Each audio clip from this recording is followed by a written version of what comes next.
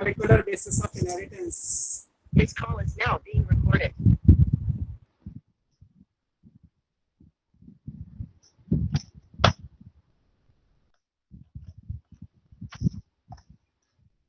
Okay. हमने DNA packaging तक किया था. Yes sir. क्रोमोसोम्स तक बेसिकली हमें ये न्यूक्लियोसोम मॉडल पढ़ना था. उसके बाद हमने सोलेनाइड को स्टडी किया था. डीएनए 2 नैनोमीटर डायमीटर का है. After that nucleosome model 11 nanometre या रफली 10 नैनोमीटर बोला जाता है. Solenoid 30 nanometre. उसके बाद जो भी है वो सिर्फ आप याद कर सकते हैं. Scaffold 100 to 300, chromatid 700, chromosome 1400. और मेटाफेज पे हमें क्रोमोसोम जो यूजुअली दिखाई देता है कि एवरेज साइज दिया गया है कि क्रोमोसोम का अगर हम डायमीटर देंगे तो 1400 नैनोमीटर का आएगा. पैकेजिंग के लिए हमने पढ़ा था 2 टाइप की प्रोटीन होंगी. एक हिस्टोन क्रोमोसोमल प्रोटीन है जो न्यूक्लियोसोम और सोलेनाइड बनाने के लिए चाहिए, और बाकी नॉन हिस्टोन क्रोमोसोमल प्रोटीन है जो बेसिकली उसके ऊपर के लेवल के मॉडल पे जरूरत पड़ती है.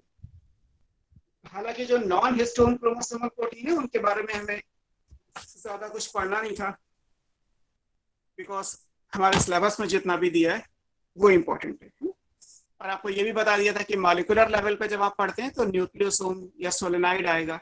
अगर इसी न्यूक्लियोसोम को आप सेलुलर लेवल पे स्टडी करोगे तो फिर वहां पे आपको क्रोमैटिन का स्ट्रक्चर नजर आएगा. बीट्स ऑन ए स्ट्रिंग वाला कॉन्सेप्ट अप्लाई होगा. डार्कली स्टेन्ड स्ट्रक्चर जहां प्रोबेबली न्यूक्लियोसोम होते होंगे, एंड लाइटली स्टेन्ड स्ट्रक्चर जहां पे प्रोबेबली लिंकर डीएनए, 2 न्यूक्लियोसोम का कनेक्टिंग डीएनए आता होगा. ये सब हमने स्टडी किया था, तो मैंने आपको रिवाइज किया. अब नेक्स्ट आएगा search for genetic material. Excuse me sir. Yes sir. Yes sir DPV का डाउट तो पूछने. हाँ बोलो बेटा, पूछो. सर स्क्रीन प्रेजेंट करके पूछूं? हाँ हाँ बिल्कुल.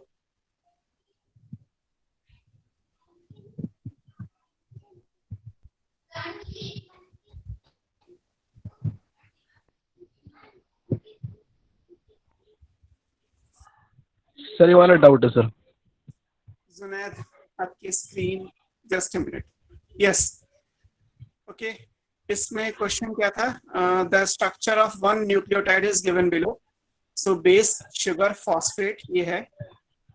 उसके बाद ये डाई न्यूक्लियोटाइड बनाया गया. Which of the following figure shows 2 nucleotide correctly joint together. Okay sir ये दे रखे हैं. तो एक साथ कैसे प्रेजेंट कर रहे हो?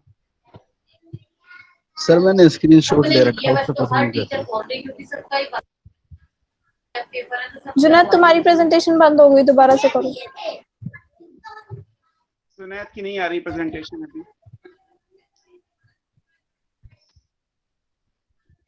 ओके सो इसमें आपको डाई न्यूक्लियोटाइड देखना था. जी सर. कोई इशू नहीं, मैं आपको डाई न्यूक्लियोटाइड समझा दे रहा हूँ. जब आप एक डाई न्यूक्लियोटाइड बनाओगे तो मेन आपको जो इसमें से चूज करना है वो ये देखना है कि 3,5 फास्फोडाइएस्टर बॉन्ड बनता है. मतलब एक न्यूक्लियोटाइड में जहाँ पे आप शुगर बनाएंगे डीऑक्सीराइबोस, उसका 3rd कार्बन आने वाले न्यूक्लियोटाइड में जो आप शुगर बनाएंगे उसके 5th कार्बन से अटैच होगा. तो 3,5 फास्फोडाइएस्टर बॉन्ड आता है. अब जो गिवन फिगर है उनमें आप मतलब क्योंकि बेसिकली बहुत उसको मॉलिक्यूलर लेवल पे तो नहीं बनाया, सिर्फ एक लाइन डायग्राम बनाया हुआ है, तो आपको बस ये ढूंढना है कि शुगर का 3,5 फास्फोडाइएस्टर बॉन्ड कहाँ पे आ रहा है.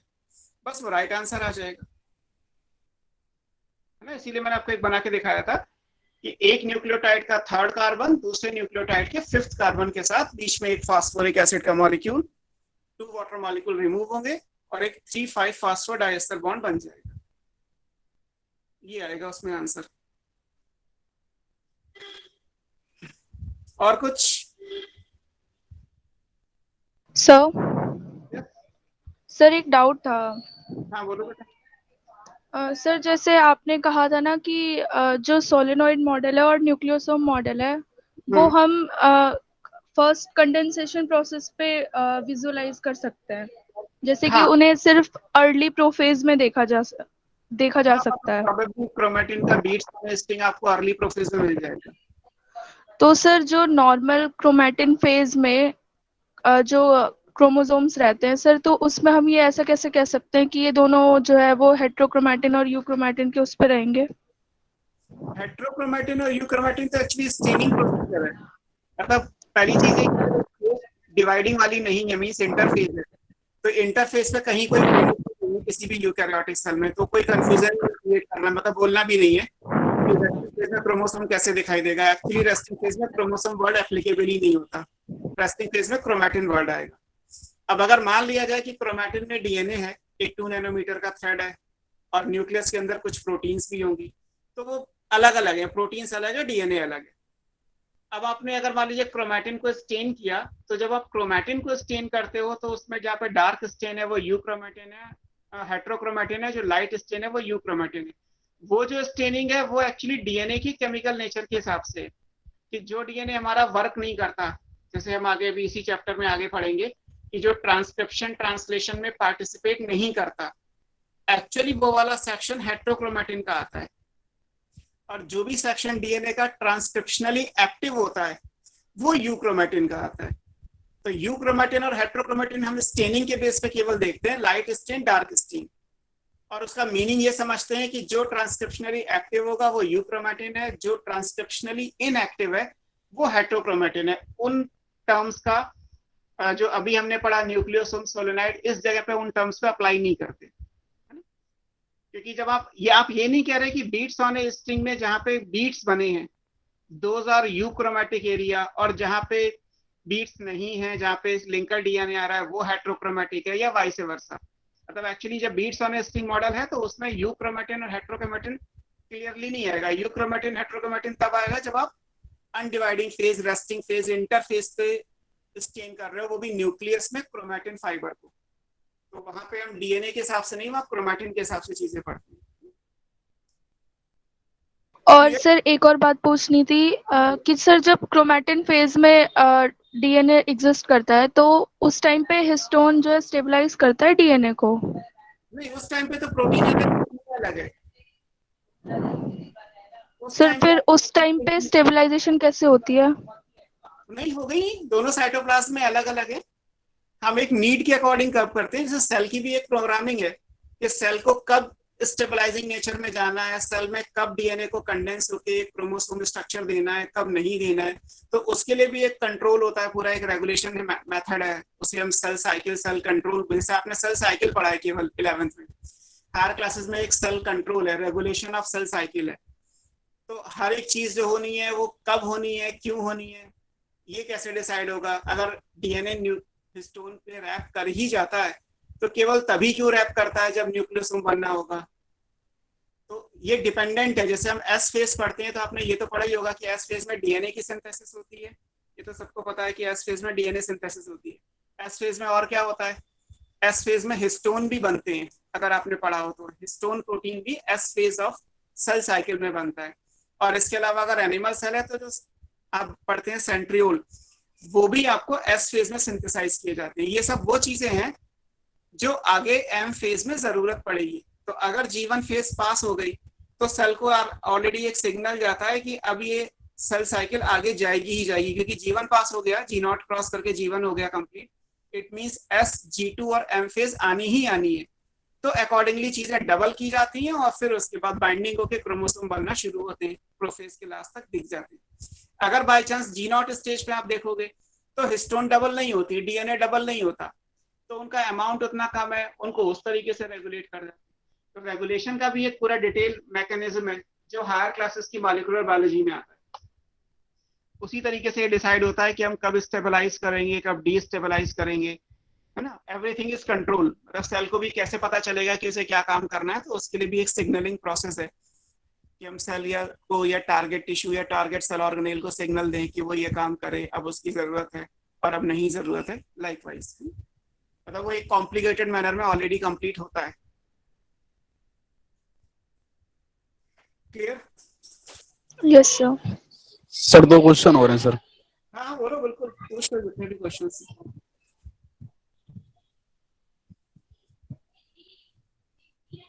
दिखाओ सर ये वाला क्वेश्चन है सर, इसमें नहीं आया नॉट यूनिफॉर्म मतलब क्या कह रहे हैं? अभी मैं बड़ा कर लेता हूँ साइज देखिए। इस क्वेश्चन में दिया है which of the following is not uniform in all DNA molecules. Not uniform का मतलब अगर आप कहीं से भी डीएनए लें तो इनमें से कौन सी बात जो है वो हर जगह अप्लाई नहीं होती। जब भी आप डीएनए लोगे, डीएनए बैक्टीरिया से लेके होमो सैपियंस तक अलग अलग जगह पे जी बात है जो हर जगह अप्लाई नहीं होती। तो अगर आप कहें कि pairing of adenine thymine cytosine guanine, तो पेयरिंग तो हमेशा फिक्स होती ही है, पेयरिंग तो ऑलवेज फिक्स होगी ना। पेयरिंग हमेशा जी बीसी के साथ होगा। अरेंजमेंट ऑफ शुगर फास्फेट की बैकबोन बननी है, चाहे आप डीएनए कहीं से भी लें, तो ये भी करेक्ट है। तीसरा है sequence of nitrogenous base on the strand of DNA. ये कहीं फिक्स नहीं होता, एडेनिन के बाद ग्वानिन आएगा, ग्वानिन के बाद थाइमिन आएगा, थाइमिन के बाद साइटोसिन आएगा, ये सबका अलग अलग है। इसीलिए हम सबके डीएनए अलग हैं, इसीलिए हम सबका डीएनए फिंगरप्रिंट भी अलग अलग आता है। और अगर हेलिक्स के स्ट्रक्चर का पैटर्न देखें तो वो भी हर जगह एक जैसा आएगा, बिकॉज जो बी डीएनए आप पढ़ रहे हो उसका स्ट्रक्चर तो हर जगह एक ही जैसा है ना। मेरा भी वैसा ही आएगा, आपका भी वैसा आएगा, बैक्टीरिया का भी वैसा ही आएगा। तो हेलिक्स हर जगह एक जैसा है, शुगर फॉस्फेट बैकबोन एक जैसी है, एटीजीसी की पेयरिंग एक जैसी है, बट डीएनए में नाइट्रोजन किस तरीके से करना है इसे आपको। ओके सर, समझ गया सर। और इसके बाद क्वेश्चन जो आप दिखा रहे हैं वो है डीएनए कंसिस्ट ऑफ, यही वाला है ना, 2 complementary nucleotide chains. If the sequence of nucleotide in one chain is this one, then the nucleotide sequence in the other chain shall be. तो बस आप कॉम्प्लीमेंट्री बना लीजिए, ए के सामने टी आएगा, जी के सामने सी आएगा, सी के सामने जी आएगा। बस आपको बेस पेयरिंग का रूल अप्लाई करना है। अगर आपको एक चेन का सीक्वेंस दे दिया और आपको ये पढ़ाया गया है कि ए के सामने टी या टी के सामने ए, जी के सामने सी या सी के सामने जी, तो दूसरे का अपने आप पता चल जाएगा आपको। बस इसमें जो आंसर दिया हुआ है वही करेक्ट आ जाएगा। इसका सीक्वेंस बन जाएगा ए टी, और मतलब उसी हिसाब से देख लीजिए आप।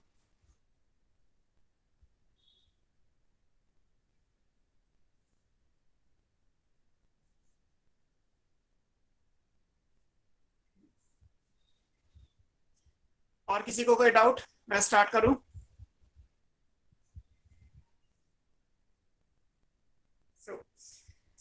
हमें पढ़ना है आज का topic search for genetic material.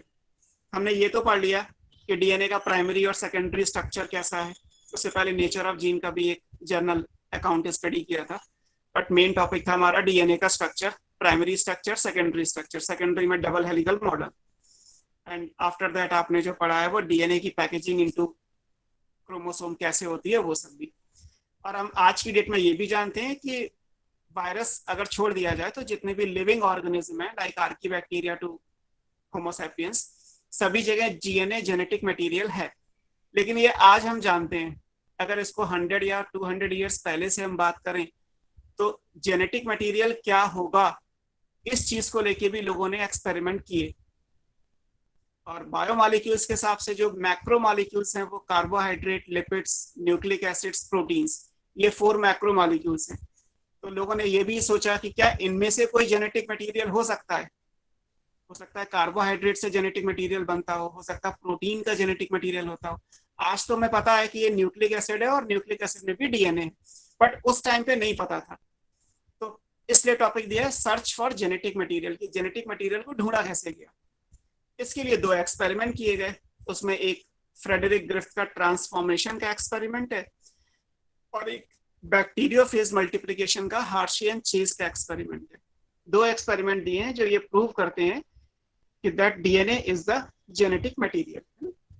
सबसे पहले जो हेडिंग है हमारा वो है सर्च फॉर जेनेटिक मटेरियल।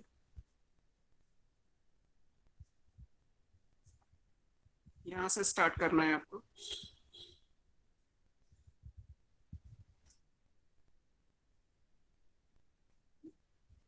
और अगर हम एविडेंस के हिसाब से लें, एविडेंस का मतलब जहां पे हाइपोथेटिकली कभी कहा गया था, तो आपको पता है, मैं चीजें लिख नहीं रही है और बुक्स में भी नहीं है, लेकिन सब अपने हिसाब से आप समझ सकते हैं कि अगर हम 4 ऑप्शन ले लें, कार्बोहाइड्रेट, प्रोटीन, फैट्स और न्यूक्लिक एसिड, तो इसमें से न्यूक्लिक एसिड ऐसा है जो हर सेल में होता है ना। अगर आप डीएनए को देखोगे या आरएनए को देखोगे, दोनों को मान लीजिए आप, तो न्यूक्लिक एसिड या डीएनए की हम बात कर रहे हैं, तो डीएनए हर सेल में होता है। आपने पढ़ा है कि हर स्पीशीज में जो क्रोमोसोम का नंबर है या डीएनए का जो अमाउंट है वो कांस्टेंट होता है। जैसे होमो सैपियंस का डीएनए का अमाउंट कांस्टेंट है, मेरा और आपका कम ज्यादा नहीं होगा, वो फिक्स होगा कि डीएनए हमारी यूकैरियोटिक सेल में कितना आएगा। ऐसे ही मान लीजिए अगर डंकी का है तो अलग आएगा, अगर इंसेक्ट्स का है तो अलग आएगा, स्पॉन्जेस का अलग आएगा, बैक्टीरिया का अलग आएगा। हर एक स्पीशीज का डीएनए का अमाउंट भी कांस्टेंट रहता है। जहां तक हमने स्टार्टिंग में पढ़ा था कि किसी भी जेनेटिक मटेरियल को होने के लिए दो प्रॉपर्टी कंपलसरी है, रेप्लिकेशन, एक्सप्रेशन। तो डीएनए से डीएनए बन जाता है, हम पढ़ेंगे भी आगे, और डीएनए का एक्सप्रेशन भी होता है, डीएनए से प्रोटीन भी बनती है, वो भी आगे हमें इसी चैप्टर में पढ़ना है। तो DNA is capable of replication and expression, ये बात भी पूरी हो जाती है। सेल साइकिल की अगर आप लाइन कोट करेंगे तो आपने पढ़ा है कि एस फेज में पहले डीएनए को डबल किया जाता है, सिंथेसिस होती है, उसके बाद एम फेज में डिवाइड कर देते हैं, सो दैट जब माइटोसिस में एक पेरेंट से दो डॉटर सेल्स बनती हैं तो दोनों डॉटर सेल्स के अंदर डीएनए का अमाउंट वही होता है जो पेरेंट सेल का होता है। अगर पहले डबल नहीं करोगे तो हाफ हो जाएगा, हाफ हो जाएगा तो फिर जो हमने बात की कि हर स्पीशीज का क्रोमोसोम नंबर और डीएनए का अमाउंट फिक्स होता है, तो ये लाइन गलत हो जाएगी। तो इसलिए नेचर ने पहले डबल किया during S phase of cell cycle and M phase में जाके डिवाइड करके इक्वली डिस्ट्रीब्यूट किया डॉटर सेल्स के अंदर। तो ये वो चीजें हैं जो डीएनए को एक आइडियल जेनेटिक मटेरियल बनाती हैं। बट होता है, जैसे मैंने कहा, आपने मान लिया, आप में से कुछ लोगों जो कहें कि सर हम मानेंगे नहीं, एक्सपेरिमेंटली वेरीफाई करिए। तो डीएनए जेनेटिक मटेरियल है, इसका एक्सपेरिमेंटल वेरिफिकेशन आप करके दिखाइए, प्रूव करके दिखाइए कि ऐसा ही होता है। ये दो एक्सपेरिमेंट से किया गया और वो दोनों एक्सपेरिमेंट हमें पढ़ने। तो अगर आप नोट करेंगे कि experiment which prove,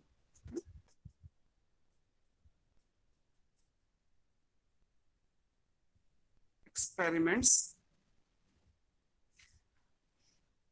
that prove DNA is the genetic material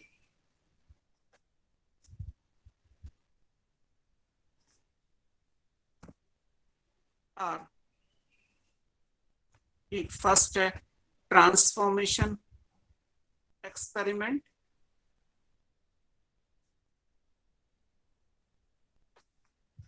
और एक दूसरा पढ़ेंगे बैक्टीरियोफेज मल्टीप्लिकेशन।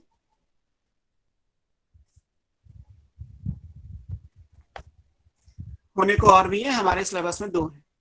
इन दो एक्सपेरिमेंट से हम ये प्रूव करेंगे कि डीएनए जेनेटिक मटेरियल होता है। ठीक है, अब first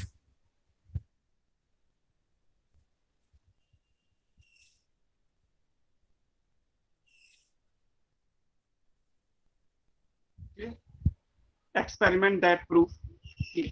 Now first one is transformation.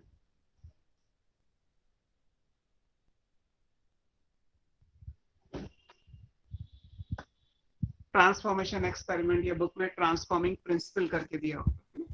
अब यहाँ में क्या क्या चीजें याद रखनी है। ट्रांसफॉर्मेशन का एक्सपेरिमेंट कंडक्ट किया था फ्रेडरिक, एफ याद रखिए चलेगा, ग्रिफ्थ, GRIFFTH in 1928। एक ब्रिटिश डॉक्टर थे,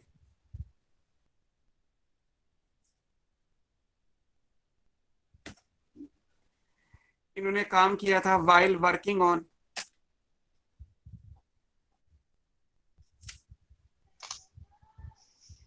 न्यूमोकॉकल बैक्टीरिया।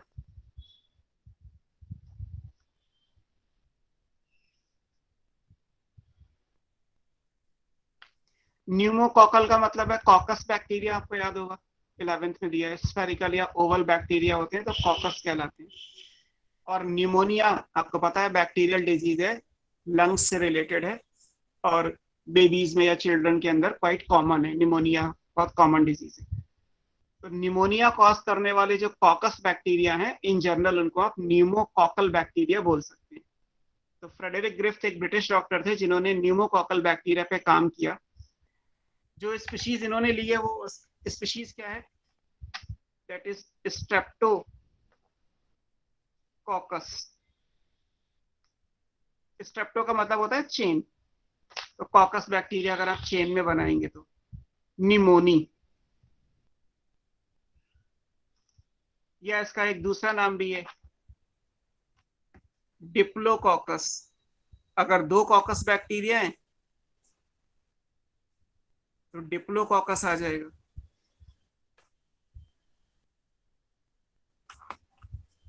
स्ट्रेप्टोकॉकस, स्ट्रेप्टोकॉकस का मतलब है, कॉकस मतलब स्फेरिकल बैक्टीरिया, स्ट्रेप्टो मतलब चेन। अगर 11th में सर ने पढ़ाया होगा तो आपको समझ में आएगा। ये स्ट्रेप्टोकॉकस बन गया। और अगर हम केवल दो स्फेरिकल बैक्टीरिया बनाए तो ये डिप्लोकॉकस है। इंपॉर्टेंट ये कि ये निमोनिया कॉज करते हैं और कॉकस है ना, शेप में कॉकस है, निमोनिया कॉज करते हैं ना, कॉजिंग निमोनिया।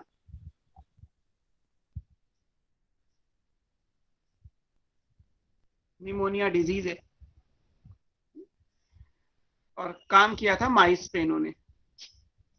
तो माइस में निमोनिया कॉज करने के जो स्ट्रेन्स थे, स्ट्रेप्टोकॉकस निमोनी या डिप्लोकॉकस निमोनी, इन पे ब्रिटिश डॉक्टर फ्रेडरिक ग्रिफ्थ ने काम करके ट्रांसफॉर्मेशन का एक्सपेरिमेंट दिया था। साइंटिस्ट का नाम causal organism causing disease pneumonia in mice. ये सब आपको याद रखना है। क्लियर? अब इन्होंने कैसे स्टडी किया था आपको अगर पता हो तो, ये जो बैक्टीरिया है स्ट्रेप्टोकॉकस निमोनी या डिप्लोकॉकस निमोनी, जब आप इसको कल्चर करोगे, ये बैक्टीरिया है, व्हेन कल्चर्ड, कल्चरिंग करने का मतलब है ग्रो। आप जब बैक्टीरिया को ग्रो कराएंगे, बैक्टीरिया को आर्टिफिशियल मीडियम में जब ग्रो कराएंगे तो उसको कल्चर बोलते हैं। माइक्रोबियल कल्चर मतलब माइक्रो ऑर्गेनिज्म का कल्चर, तो बैक्टीरियल कल्चर को आप बोल सकते हैं। जब इसको ग्रो करेंगे तो पता चलेगा कि ये बैक्टीरिया दो तरीके से ग्रो करता है। एक क्या रहता है एस स्ट्रेन। एस इसलिए कहलाता है बिकॉज ये स्मूथ या शाइनिंग कॉलोनीज बनाएगा। जब कल्चर प्लेट पे ग्रो करेगा तो जो कॉलोनी है उसका अपीयरेंस स्मूथ होगा और वो शाइन करेगी, तो इसलिए उसको नाम दिया एस स्ट्रेन। एक्चुअली ये वाला डिजीज कॉज करता है, तो डिजीज कॉज करेगा तो क्या कहलाएगा? पैथोजेनिक है। पैथोजेनिक का मतलब है एबल टू कॉज डिजीज, है ना। और डिजीज करेंगे और अगर माइस को कोई दवाइयां नहीं दी गई, कोई ट्रीटमेंट नहीं किया गया, तो निमोनिया की वजह से माइस की डेथ होगी। क्योंकि डेथ हो जाती है इसलिए ये पैथोजेनिक है, या इसको बोलते हैं वायरुलेंट।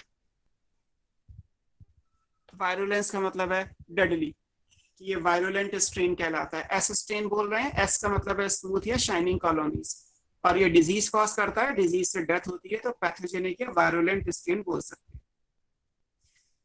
दूसरा जो बैक्टीरिया है वो आर स्ट्रेन कहलाएगा। ये आर इसलिए क्योंकि ये रफ कॉलोनी बनाता है और ये डिजीज कॉज नहीं करता, तो ये नॉन पैथोजेनिक है।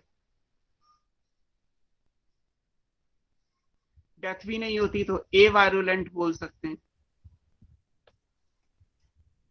एक ही बैक्टीरिया के दो स्ट्रेन है ना। स्ट्रेन का मतलब आप समझ सकते हैं सब स्पीशीज से। जैसे आप प्लांट्स में स्पीशीज के बाद सब स्पीशीज पढ़ते होंगे, या एनिमल्स में आपने लिविंग वर्ड में पढ़ा होगा कि स्पीशीज टैक्सोनॉमिक हायरार्की की लोएस्ट कैटेगरी है, लेकिन ये ऑब्लिगेट है। इसके आगे का क्लासिफिकेशन देना ना देना वेरिएबल है। मान लीजिए वीट की अलग अलग वैरायटी आती है, एनिमल्स की अलग अलग ब्रीड होती हैं, ह्यूमन में अलग अलग रेसेस हैं, ऐसे ही बैक्टीरिया या माइक्रोब्स में अलग अलग स्ट्रेन होते हैं। स्ट्रेन का मतलब है जीनस स्पीशीज सेम रहेगा, सिर्फ उनकी कुछ प्रॉपर्टी चेंज होगी। और प्रॉपर्टी यहाँ पे चेंज क्या है? एक को ग्रो करेंगे तो वो स्मूथ या शाइनिंग कॉलोनी बनाता है, दूसरे को ग्रो करते हैं तो वो रफ कॉलोनी बनाता है। एक्चुअली ये वाला डिजीज कॉज करेगा और डेथ होगी, ये वाला डिजीज कॉज नहीं करता और डेथ नहीं होती। अब आता है रीजन कि ये डेथ क्यों कॉज करता है, उसका भी रीजन दिया हुआ है। Because this has a polysaccharide coat.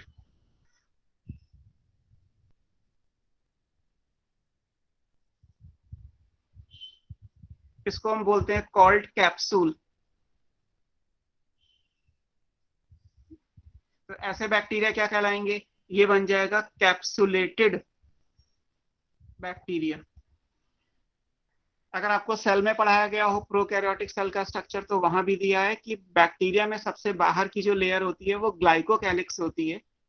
अगर वो हार्ड रिजिड है, स्मूथ है, तो उसको हम कैप्सूल बोलते हैं। अगर वो विस्कस जेली लाइक है तो उसको हम स्लाइम लेयर बोलते हैं। अगर बैक्टीरिया में कैप्सूल होगा तो बैक्टीरिया कैप्सुलेटेड होगा, अगर उसकी जगह स्लाइम लेयर है तो बैक्टीरिया नॉन कैप्सुलेटेड कहलाता है। ये आपको या तो बैक्टीरिया के स्ट्रक्चर में बायोलॉजिकल क्लासिफिकेशन में सर ने पढ़ा दिया होगा, नहीं तो आपने जूलॉजी में जहाँ भी सेल में एनसीईआरटी में सेल में ही एक्चुअली दिया है कि सेल में जब प्रोकैरियोटिक सेल का Yes, sir. स्ट्रक्चर है तो उसमें सेल कोट के बारे में डिस्कस किया गया। अब आपको बस रेफरेंस वहीं से लेना है कि अगर एस स्ट्रेन स्मूथ कॉलोनी बनाता है तो क्यों बनाता है। उसका रीजन है कि स्मूथ कॉलोनी इसलिए बनती है क्योंकि यहाँ पे कैप्सुलेटेड लेयर है, एक पॉलीसेकेराइड का कोट है, और कोट क्योंकि प्रॉपर मैनर में है तो जब लाइट पड़ती है तो रिफ्लेक्ट होती है, वो बैक्टीरिया की कॉलोनी ग्लो करती है, तो इसलिए बोल दिया स्मूथ या shining colonies. And because of this इसमें ये वायरुलेंस का नेचर आता है या डिजीज कॉज करने की एबिलिटी है। जहां तक आर स्ट्रेन की बात है वहां पे ऐसा कोट नहीं होता। कोट नहीं होगा तो क्या होगा, स्लाइम लेयर होगा, अंडरस्टूड है, हालांकि बुक में यह मेंशन नहीं किया गया। बट रफ कॉलोनी कैसी, रफ कॉलोनी वाले क्या होते हैं, दे डू नॉट हैज या डोंट हैज कैप्सूल। तो फिर ये क्या कहलाएंगे, ये नॉन कैप्सुलेटेड होंगे। और अगर कैप्सूल नहीं है तो क्या होगा, having slime layer. Slime layer क्योंकि विस्कस जेली के जैसी होती है, और अगर विस्कस जेली के जैसी होगी तो ऑब्वियस है कि रफ कॉलोनी बन जाएगी, है ना। तो पहली चीज ये कि जब बैक्टीरिया को कल्चर किया जाता है तो दो स्ट्रेन मिलते हैं और इन दोनों स्ट्रेन की अपनी अपनी सिग्निफिकेंस है। एक एस स्ट्रेन है और एक आर स्ट्रेन है। तो एस स्ट्रेन और आर स्ट्रेन आपको ये दोनों चीजें याद रखनी है। अब इन स्ट्रेन्स को लेके जो है वो ग्रिफ्थ ने अपना काम स्टार्ट किया, और वो काम कैसे किया वो देखते हैं। हटा दूं। अब देखिए एक्सपेरिमेंट में क्या किया गया। एक्सपेरिमेंट में ये किया गया कि पहले लाइव एस, लाइव मतलब जिंदा जो भी है, एस स्ट्रेन वाला बैक्टीरिया लेके उसको माइस में इंजेक्ट कर दिया गया। तो जब आप माइस में लाइव एस स्ट्रेन दोगे तो आपने भी लिखा कि एस वाला पैथोजेनिक है, डिजीज कॉज करेगा, तो माइस की डेथ हो जाएगी। तो यहाँ पे माइस का क्या होगा, माइस डाइज, इसकी डेथ हो गई, है ना। क्यों डेथ हो गई, बिकॉज ये वायरुलेंट था। एस वाला कैसा था, वायरुलेंट। अगर वायरुलेंट है तो फिर माइस की डेथ हो ही जाएगी। इसी तरीके से मान लीजिए हम लाइव आर ले लें, इसको जब हम माइस में इंजेक्ट करेंगे तो आपने पढ़ा है कि लाइव आर वाला तो नॉन पैथोजेनिक है, ए वायरुलेंट है, तो इसका मतलब माइस यहाँ पे सरवाइव करेगा। और क्यों कर रहा है, बिकॉज ये ए वायरुलेंट है। इसमें जो डिजीज कॉज करने वाली एबिलिटी है वो एक्चुअली है ही नहीं, तो ना निमोनिया होगा ना माइस की डेथ होगी। पहले वाले केस में ये पैथोजेनिक है, डिजीज कॉज करने की एबिलिटी है, तो निमोनिया होगा और माइस की डेथ भी होगी। ये है। थर्ड में क्या किया गया, लाइव एस लिया गया और इसको पहले हीट का ट्रीटमेंट दे दिया गया, फिर माइस में इंजेक्ट किया गया। अगर आप हीट का ट्रीटमेंट दोगे तो इसकी वजह से क्या होगा, हीट की वजह से बैक्टीरिया की डेथ हो जाएगी, तो बेसिकली ये हीट किल्ड हो जाएगा एस स्ट्रेन। अब ये लाइव नहीं रहा। अगर आपने एस स्ट्रेन वाला बैक्टीरिया मान लीजिए टेस्ट ट्यूब में लिया और उसको सोल्यूशन बना के उसको अपना पानी में घोल के और उसको बॉईल कर दिया, फिर आप किसी में भी दोगे तो कोई फर्क नहीं पड़ेगा, बिकॉज हीट की वजह से बैक्टीरिया तो मर गया। अब बैक्टीरिया मर गया और आपने माइस में इंजेक्ट किया, तो फिर यहाँ पे माइस सरवाइव करेगा। चौथे एक्सपेरिमेंट में क्या किया गया, अगर हम लाइव एस को, जिसको हीट का ट्रीटमेंट दिया है, लाइव एस स्ट्रेन है, इसको हीट का ट्रीटमेंट दिया गया, अब इसके साथ मिक्स कर दिया गया लाइव आर और फिर माइस में इंजेक्ट किया गया। तो इंडिविजुअली लाइव आर माइस में दे रहे हैं तो भी सर्वाइवल है, एस को हीट का ट्रीटमेंट देके माइस में दे रहे हैं तो भी सर्वाइवल है। लेकिन जब इन दोनों को मिक्स कर दिया गया तो यहां माइस की डेथ हो गई, और जो डेड माइस था इसकी बॉडी से बेसिकली क्या मिला, इसकी बॉडी से मिला a mixture of live sir R, इसमें हीट किल्ड कौन सा है? एस वाला है बेटा, हीट वाला एस ही है। ओके।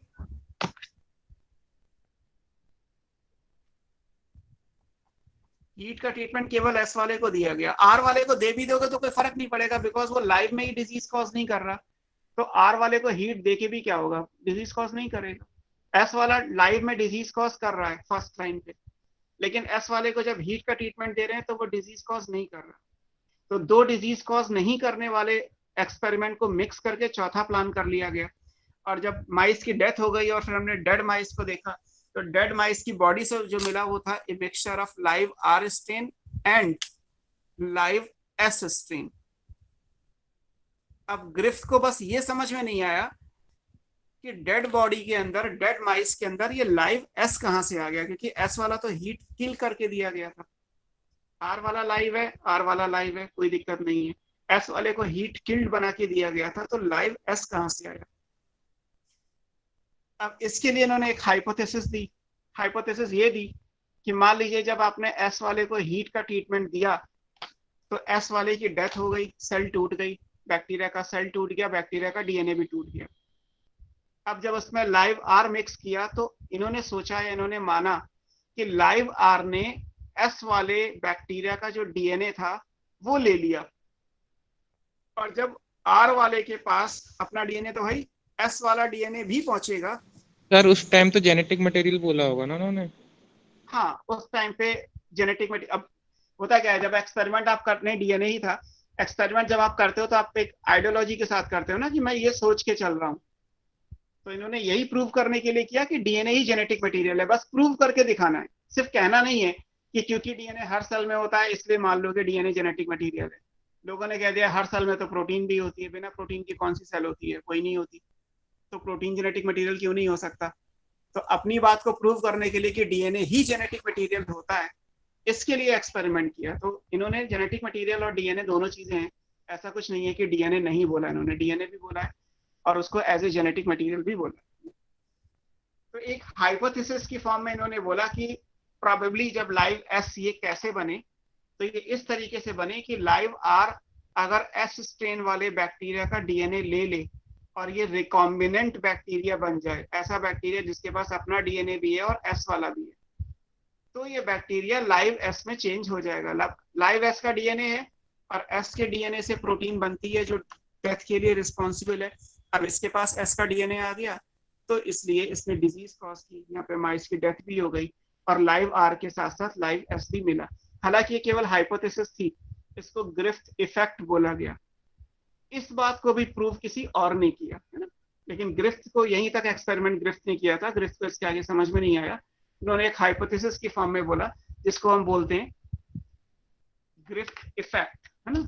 कभी अगर ये लाइन आती है ग्रिफ्थ इफेक्ट, या इसको बोला जाता है ट्रांसफॉर्मिंग प्रिंसिपल।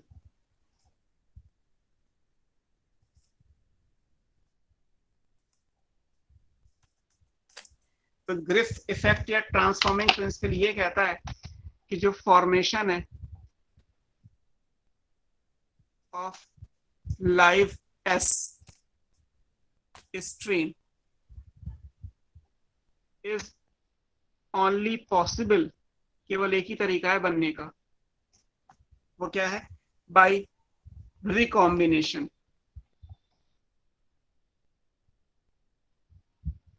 बाय रिकॉम्बिनेशन कहां से बनेगा, from live R strain that, ये कर क्या रहा है, it picks up the DNA fragments, DNA fragments के अंदर पावर है that is called trait of virulence, disease cause करके डेथ करने की पावर इन डीएनए टुकड़ों में, और ये कहाँ के हैं, ऑफ डेड, डेड का मतलब है हीट किल्ड एस स्ट्रीम। ये ग्रिफ्थ इफेक्ट है।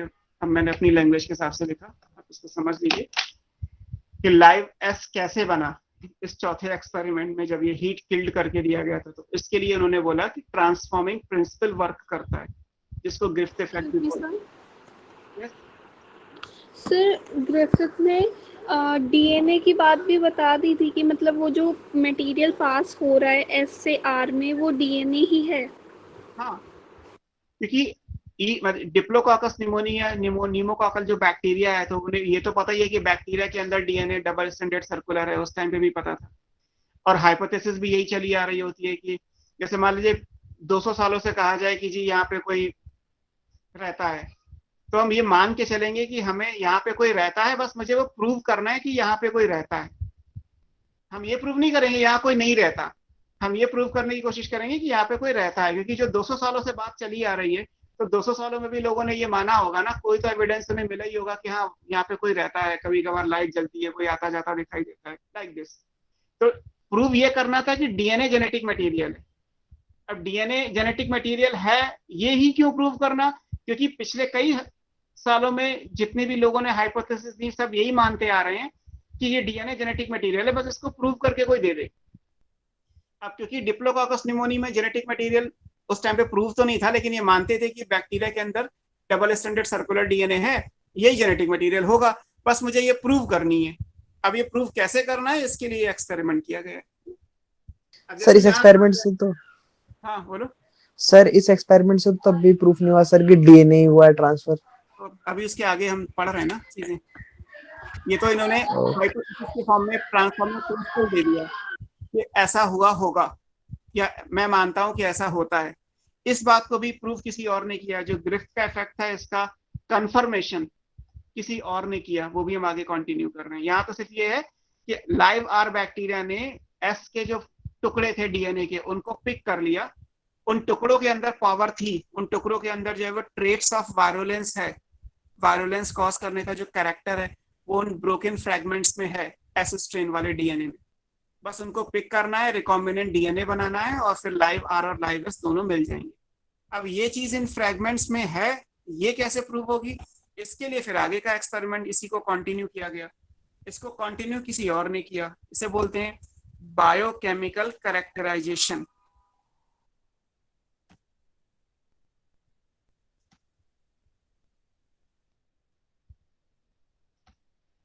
Of Griffith transforming principle. Griffith ने जो ट्रांसफॉर्मिंग प्रिंसिपल या ट्रांसफॉर्मिंग या ग्रिफ्थ इफेक्ट दिया है, इसका बायोकेमिकल कैरेक्टराइजेशन करना है। बायोकेमिकल कैरेक्टराइजेशन जैसे आप पैथोलॉजी करते हैं, पैथोलॉजी में क्या होता है, हमारा ब्लड ले लिया गया। अब सबसे पहले पैथोलॉजिस्ट क्या करेगा, पता होता है कि ब्लड में क्या क्या चेक करना है, तो वो सबसे पहले ब्लड के फ्रैगमेंट्स करेगा। ब्लड एक कनेक्टिव टिश्यू है, तो टिश्यू मान के उसमें से सेल्स अलग करेगा, आरबीसी अलग, डब्ल्यूबीसी अलग, डब्ल्यूबीसी के फर्दर टाइप्स हैं वो सब भी अलग, प्लेटलेट्स अलग, और ब्लड का प्लाज्मा भी अलग। और फिर प्लाज्मा के अंदर प्रोटीन्स अलग, पिगमेंट्स अलग, ऐसे ही फिर आरबीसी है तो उसमें से हीमोग्लोबिन अलग एंड ऑल। और फिर उनको अलग अलग करके स्टडी करेगा, क्योंकि जब अलग अलग करके स्टडी करोगे तभी आप ये बता पाओगे कि प्लेटलेट्स कम हो रही है इसलिए ये वाली बीमारी होगी, डब्ल्यूबीसी बढ़ गई है तो इसलिए ये पॉसिबिलिटी आएगी, आरबीसी में हीमोग्लोबिन कम हो गया तो इसलिए ये रीजन आएगा। सब जगह सैंपल ब्लड ही है, लेकिन ये नहीं बोला जा रहा हर चीज के लिए कि डेंगू हुआ तो आप में ब्लड की प्रॉब्लम हो गई। स्पेशली बोला जाएगा कि डेंगू हुआ तो आपको प्लेटलेट्स की दिक्कत है, क्योंकि इसको फिर हम टुकड़ों में करके इस चीज को प्रूव करते हैं। ऐसे यहाँ भी है कि एक बैक्टीरिया अगर टूट गया, जैसे इस एक्सपेरिमेंट में था कि एक बैक्टीरिया के टुकड़े हो गए बिकॉज ऑफ हीट, तो टुकड़े होने के बाद तो उसमें कार्बोहाइड्रेट भी होगा, लिपिड्स भी होगा, प्रोटीन्स भी होगा, डीएनए भी होगा, आरएनए भी होगा, और भी बहुत सारी चीजें होंगी। इन्होंने यही क्यों कह दिया कि जी डीएनए पिक कर लिया?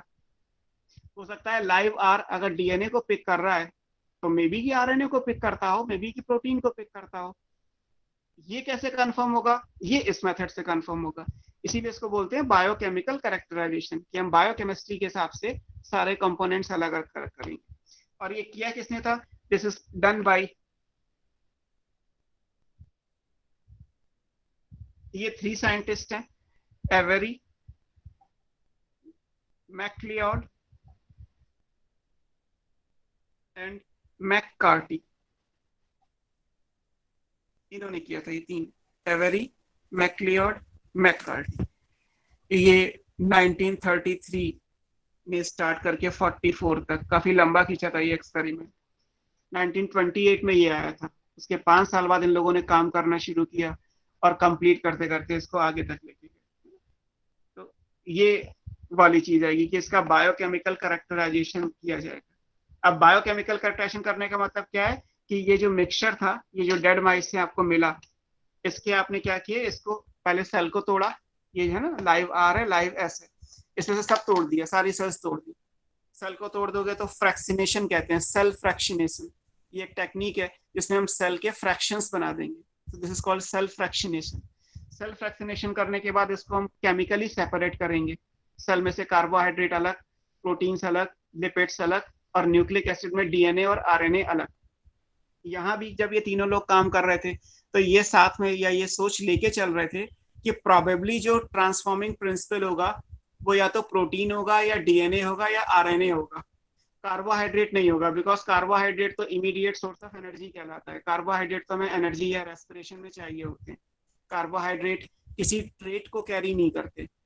ऐसे ही जो लिपिड्स हैं वो स्टोरेज फॉर्म ऑफ एनर्जी कहलाती हैं, जरूरत पड़ने पे फैट ऑक्सीडाइज होता है ड्यूरिंग रेस्पिरेशन, इसलिए वो भी नहीं होंगी। इन्होंने भी मान लिया कि कार्बोहाइड्रेट और लिपिड्स नहीं होंगे, तीन पॉसिबिलिटी हैं, या तो डीएनए होगा जेनेटिक मटेरियल, या आरएनए होगा, या प्रोटीन होगी।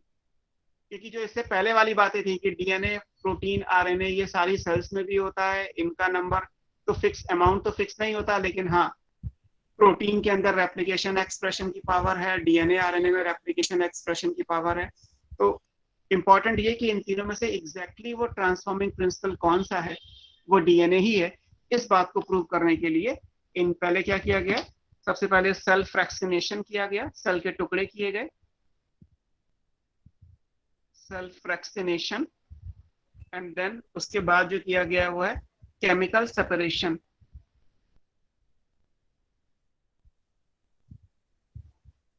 ऑफ किस चीज का, प्यूरिफाइड, सबको अलग अलग किया गया है। बायोकेमिकल्स, बायोकेमिकल्स मीन्स जो भी सेल के अंदर मिल रहे हैं।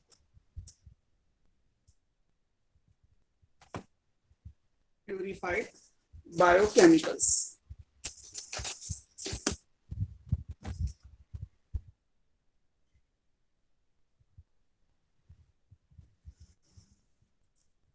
अब इनको कैसे किया गया मैं आपको वो करके दिखा देता हूँ।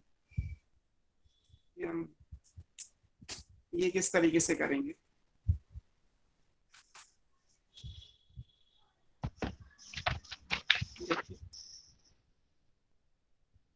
अब ये कैसे आपको करने हैं, इसके लिए क्या करना है, हमने सर थोड़ा पीछे कर दीजिए। सॉरी फिर से दिखाऊं। Yes sir.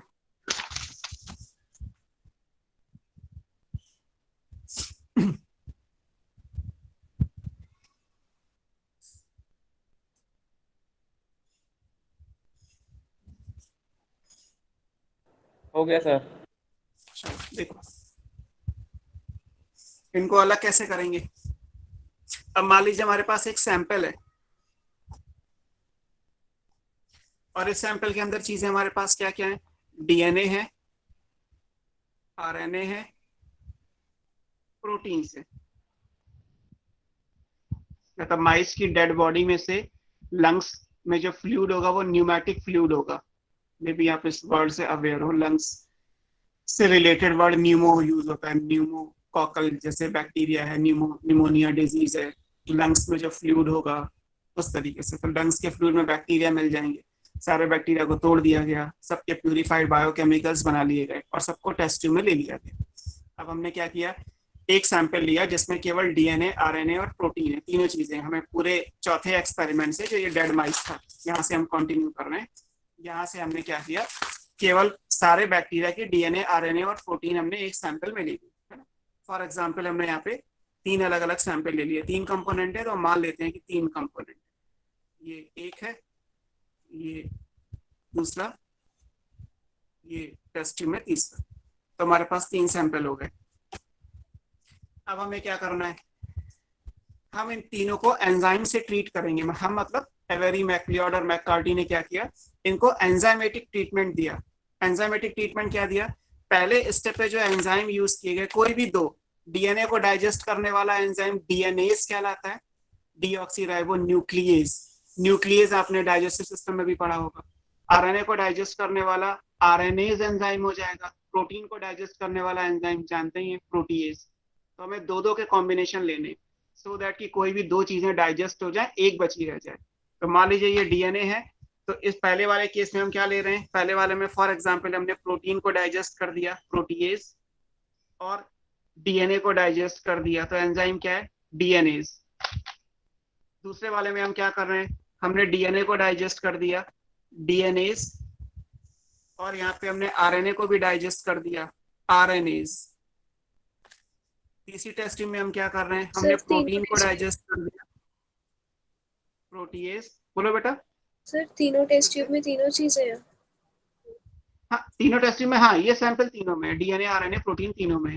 अब इन तीन कंपोनेंट में से कोई भी दो डाइजेस्ट करने हैं एट ए टाइम। जैसे यहाँ प्रोटीएज और डीएनए से, तो अब क्या बचा रह गया होगा, आरएनए। प्रोटीन और डीएनए तो खत्म हो गया होगा। यहाँ डीएनए आरएनए एंजाइम डाले हैं हमने, तो यहाँ क्या बचा रह जाएगा, केवल प्रोटीन। या प्रोटीन और आरएनए डाल दिया, तो यहाँ क्या बचा रह जाएगा, केवल डीएनए। तो हमने जब इनको एंजाइमेटिक ट्रीटमेंट दिया, इसके बाद हमने क्या किया, इनको माइस में इंजेक्ट किया, इंजेक्टेड इन माइस।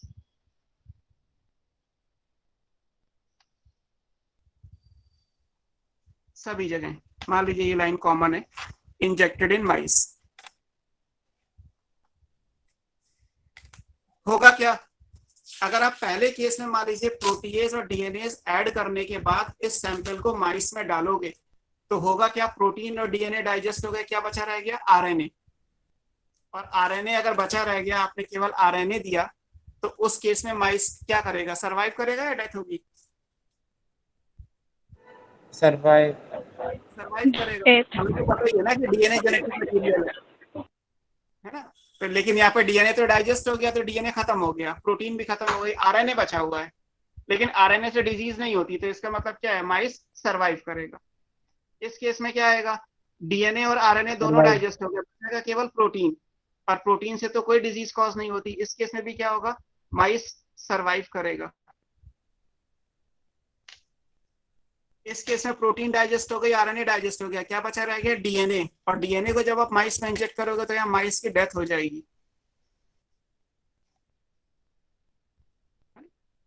तो अब जब आप, अब तो कोई डाउट है ही नहीं ना, अगर आपने सैंपल में तीन चीजें ली और दो डाइजेस्ट कर दी, केवल एक ही बची, और उसकी वजह से अगर डेथ हो रही है, तो ये कंफर्म हो गया ना कि जो वायरुलेंस का ट्रेट था वो केवल डीएनए में था। क्योंकि अगर वायरुलेंस का ट्रेट मान लीजिए प्रोटीन में भी होता, तो यहाँ पे भी डेथ होती, क्योंकि यहाँ प्रोटीन बची रह गई है, डीएनए आरएनए डाइजेस्ट कर दिए गए। अगर वो वायरुलेंस का ट्रेट मान लीजिए आरएनए में होता, तो फिर यहाँ भी डेथ होती, क्योंकि यहाँ प्रोटीन और आरएनए डाइजेस्ट किए गए, आरएनए बचा हुआ है। लेकिन वायरुलेंस का ट्रेट कहाँ पे है, केवल डीएनए में। और जब आप इस थर्ड सेक्शन में प्रोटीन और आरएनए को डाइजेस्ट कर देंगे by using enzymes, only DNA is left if injected in mice, then फिर क्योंकि डीएनए में पावर है, वायरुलेंस का ट्रेट है, इसलिए माइस की डेथ यहाँ पे होगी। तो इस तरीके से इसी को बोलते हैं बायोकेमिकल कैरेक्टराइजेशन, कि आपने अलग अलग फ्रैगमेंट डाल के देख लिए और ये कंक्लूड कर दिया है ना। यहाँ से कंक्लूड कर दिया हमारा। यस सर, यहाँ पे जो ये आरएनए एंजाइम यूज हुआ है, ये प्रोटीनेशियस है या फिर ये आरएनए मतलब आरएनए है, आरएनए एंजाइम जो आरएनए को डाइजेस्ट करेगा। एंजाइम तो प्रोटीन होगा, एंजाइम आर ऑलवेज प्रोटीन, केवल एक को छोड़ के दुनिया में जितने भी एंजाइम है वो सब प्रोटीन के हैं। तो दीज आर प्रोटीन, बट जिस चीज को डाइजेस्ट करना है, एंजाइम जिस सबस्ट्रेट पे वर्क कर रहा है, that substrate is RNA. RNA as a substrate है तो enzyme RNase, protein as a substrate है तो enzyme protease, DNA as a substrate है तो enzyme DNase. But in terms of enzymatic nature, chemical nature of enzyme, all are proteins. Clear? हम conclude क्या कर रहे हैं कि प्रोटीएज जो प्रोटीन वाला एंजाइम था and RNAs, they didn't या did not affect ट्रांसफॉर्मेशन। इन्होंने ट्रांसफॉर्मेशन का अफेक्ट नहीं किया। So the transforming substance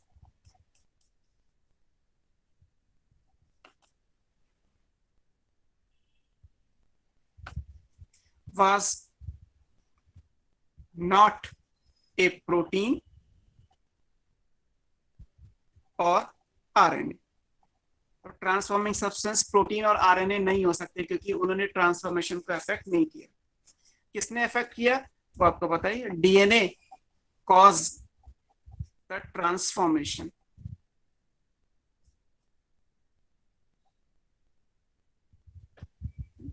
और इसीलिए हैंस प्रूव्ड। सर एक बार फिर से बता दीजिए, नेटवर्क इशू हो रहा है बहुत ज्यादा। यस सर, स्क्रीन जा रही है बार बार। ये सर ब्लर हो रही है बहुत बहुत ज्यादा। क्लियर है सर, क्लियर है। क्लियर है। चलो कोई बात नहीं, मैं फिर से बता सकता हूँ, अभी यही कर सकता हूँ। एक डेड माइस सर अभी तो क्लियर है। कोई इशू नहीं है। एक डेड, हम इसे दोबारा से देख लेते हैं, 2 मिनट लगेंगे। एक डेड माइस की बॉडी से हमने लंग से फ्लूइड्स निकाले, उस फ्लूइड में से हमने बैक्टीरिया को ग्रो कराया, बैक्टीरिया को हमने सेल को तोड़ दिया, एस फेज वाला, एस स्ट्रेन वाला जो बैक्टीरिया था उसका सेल तोड़ दिया। सेल तोड़ने के बाद हमें अलग अलग कंपोनेंट्स मिल जाएंगे, लाइक प्रोटीन अलग, डीएनए आरएनए अलग, carbohydrates and lipids also different हो गए। जब हम एक्सपेरिमेंट कर रहे हैं तो हम इस आइडियोलॉजी से कर रहे हैं कि प्रोटीन या न्यूक्लिक एसिड में से ही कोई जेनेटिक मटेरियल होगा। तो फिलहाल एवरी मैकलियोड और मैककार्टी ने कार्बोहाइड्रेट और लिपिड्स को कंसिडर नहीं किया क्योंकि वो मानते थे कि ये तो एनर्जी के लिए यूज होते हैं, ये जेनेटिक मटेरियल नहीं हो सकते। हालांकि वो सिर्फ मानते थे, ऐसा कहीं एक्सपेरिमेंट से प्रूव करके नहीं कहा गया था।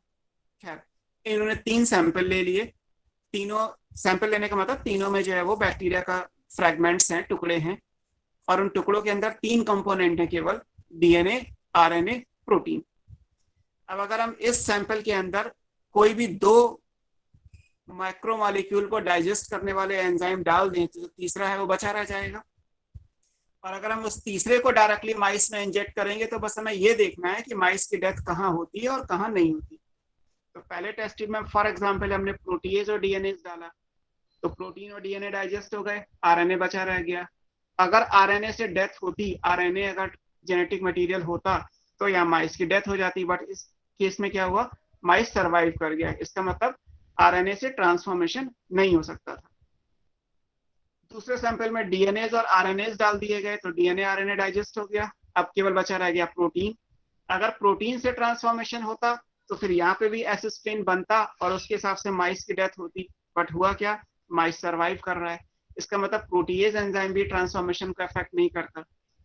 तीसरे स्टेप में क्या हुआ, प्रोटीएज और आरएनए जब डाला तो प्रोटीन और आरएनए डाइजेस्ट हो गए, लेकिन डीएनए बचा रह गया, और डीएनए की वजह से जो है वो एस स्ट्रेन का बैक्टीरिया वायरुलेंस कॉज कर पाया और इसलिए यहाँ माइस की डेथ हो गई।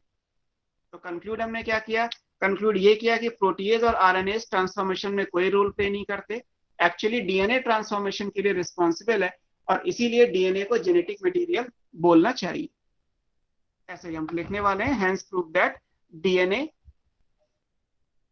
Is the genetic material. This was the first experiment जो ये प्रूव करता था कि डीएनए जेनेटिक मटेरियल है, और इसका क्रेडिट ग्रिफिथ को ही मिला हुआ है। इंडिया होता तो शायद एवेरी मैकलियोड मैककार्टी को क्रेडिट दिया जाता, बट एक्चुअली इंग्लैंड में ऐसा कुछ नहीं है। वो जो ओरिजिनल एक्सपेरिमेंट था ग्रिफ्थ का वही है। तो अगर कभी आए कि DNA is the genetic material first proved bye, तो आंसर आपको ग्रिफ्थ ही देना है। अगर ये आता है कि ट्रांसफॉर्मिंग प्रिंसिपल का बायोकेमिकल कैरेक्टराइजेशन किसने किया, तो आपको एवेरी मैकलियोड मैककार्टी ये आंसर चूज करना है। जब भी आएगा डीएनए जेनेटिक मटेरियल है फर्स्ट प्रूवन बाय, तो एक ही आंसर है, फ्रेडरिक ग्रिफ्थ, है ना, वही याद रखना। तो ये फर्स्ट एक्सपेरिमेंट हो गया जो प्रूव कर रहा है कि डीएनए जेनेटिक मटेरियल है। क्लियर? सर इन तीनों ने साथ में एक्सपेरिमेंट किया था? हाँ, तीनों ने एक ही टीम के मेंबर हैं, ये तीनों ने साथ में किया था। अब एक यहाँ पे इस एक्सपेरिमेंट से कंफर्म हो गया कि डीएनए जेनेटिक मटेरियल है। 99.99% जो साइंटिफिक कम्युनिटी थी, जो लोग थे, उन्होंने मान लिया कि ग्रिफ्थ का एक्सपेरिमेंट सही है, और एवेरी मैकलियोड मैककार्टी ने उसका ठीक से बायोकेमिकल कैरेक्टराइजेशन किया। लेकिन 0.1% ऐसी भी पॉपुलेशन थी, ऐसे भी लोग थे जो इसमें भी कमियां निकाल ले आए। कमियां क्या निकाल ली इन्होंने कि एवरी मैक्लियोड मैककार्टी ने कार्बोहाइड्रेट या लिपिड्स के बारे में तो कुछ नहीं बताया। उन्होंने ये भी नहीं बताया कि किसी बैक्टीरिया के अंदर इन 5 कंपोनेंट के अलावा क्या कोई छठा कंपोनेंट होता है या नहीं होता है। ये तो मैं आपसे कह रहा हूं ना कि न्यूक्लिक एसिड, प्रोटीन्स, लिपिड्स और कार्बोहाइड्रेट ये 4 मैक्रो मॉलिक्यूल है, क्योंकि आपको तो बायोमॉलिक्यूल में ये 4 ही पढ़ाए जाते हैं। बट क्या बैक्टीरिया में कोई 5वां मैक्रो मॉलिक्यूल नहीं होता? क्या उसको चेक करने की जरूरत नहीं थी? क्या प्यूरिफाइड बायोकेमिकल्स में सारे बायोकेमिकल को टेस्ट करने की जरूरत नहीं थी? इस तरीके से एवरी मैक्लियोड मैककार्टी ने तो केवल 3 को टेस्ट किया, डीएनए, आरएनए और प्रोटीन को। इसका मतलब है कि इसमें भी कुछ लूप होल हैं। हालांकि लूप होल नहीं है, लेकिन कहने वाले के लिए तो है ही, क्योंकि साइंस की लैंग्वेज ये होती है कि जो आपने बोला केवल वो आपका है, जो आपने नहीं बोला, जिसको आपने मान लिया कि ऐसा तो होता ही नहीं है, वो आपकी गलती है। मान लेना, आपने मान लिया, मैं तो नहीं मान रहा, लाइक दिस। तो यहाँ पे भी कुछ लूप होल निकाल लिए गए कि डीएनए जेनेटिक मटेरियल है। ये 100% प्रूफ यहाँ से नहीं हो रहा, 99.9% हो रहा होगा, बट स्टिल 0.1% के चांसेस कुछ और भी हो सकते हैं। होंगे नहीं होंगे बात की बात है। फिर एक सेकंड एक्सपेरिमेंट आया जो हार्शे और चेज ने किया, और वो अनइक्विवोकल प्रूफ है, मतलब विदाउट एनी एक्सेप्शन। वहां कोई एक्सेप्शन नहीं है कि डीएनए के अलावा कोई और जेनेटिक मटेरियल होता है। तो इसलिए बुक में लिखा है कि unequivocal proof means without any exception जो आपको मिलेगा, विदाउट एनी डाउट जो एक्सपेरिमेंट प्रूव करता है कि डीएनए जेनेटिक मटेरियल है, वो हार्शे एंड चेज का बैक्टीरियोफेज मल्टीप्लिकेशन का एक्सपेरिमेंट है।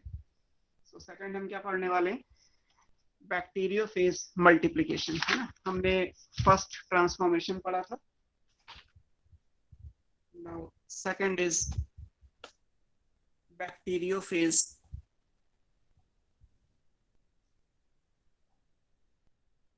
मल्टीप्लिकेशन।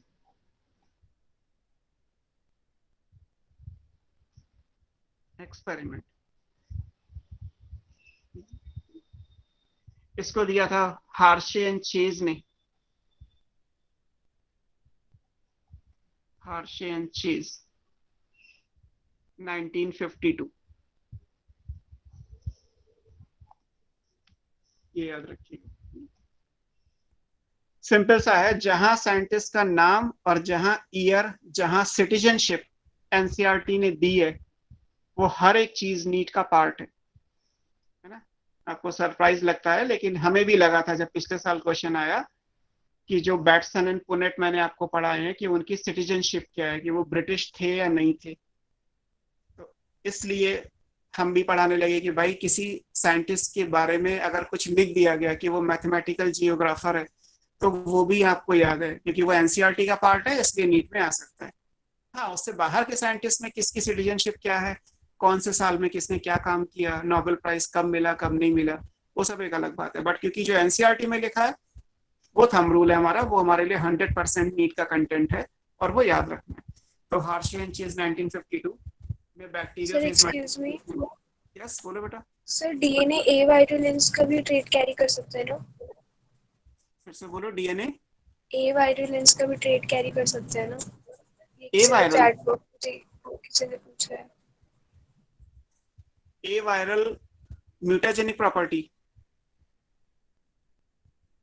यही पूछा ना आप?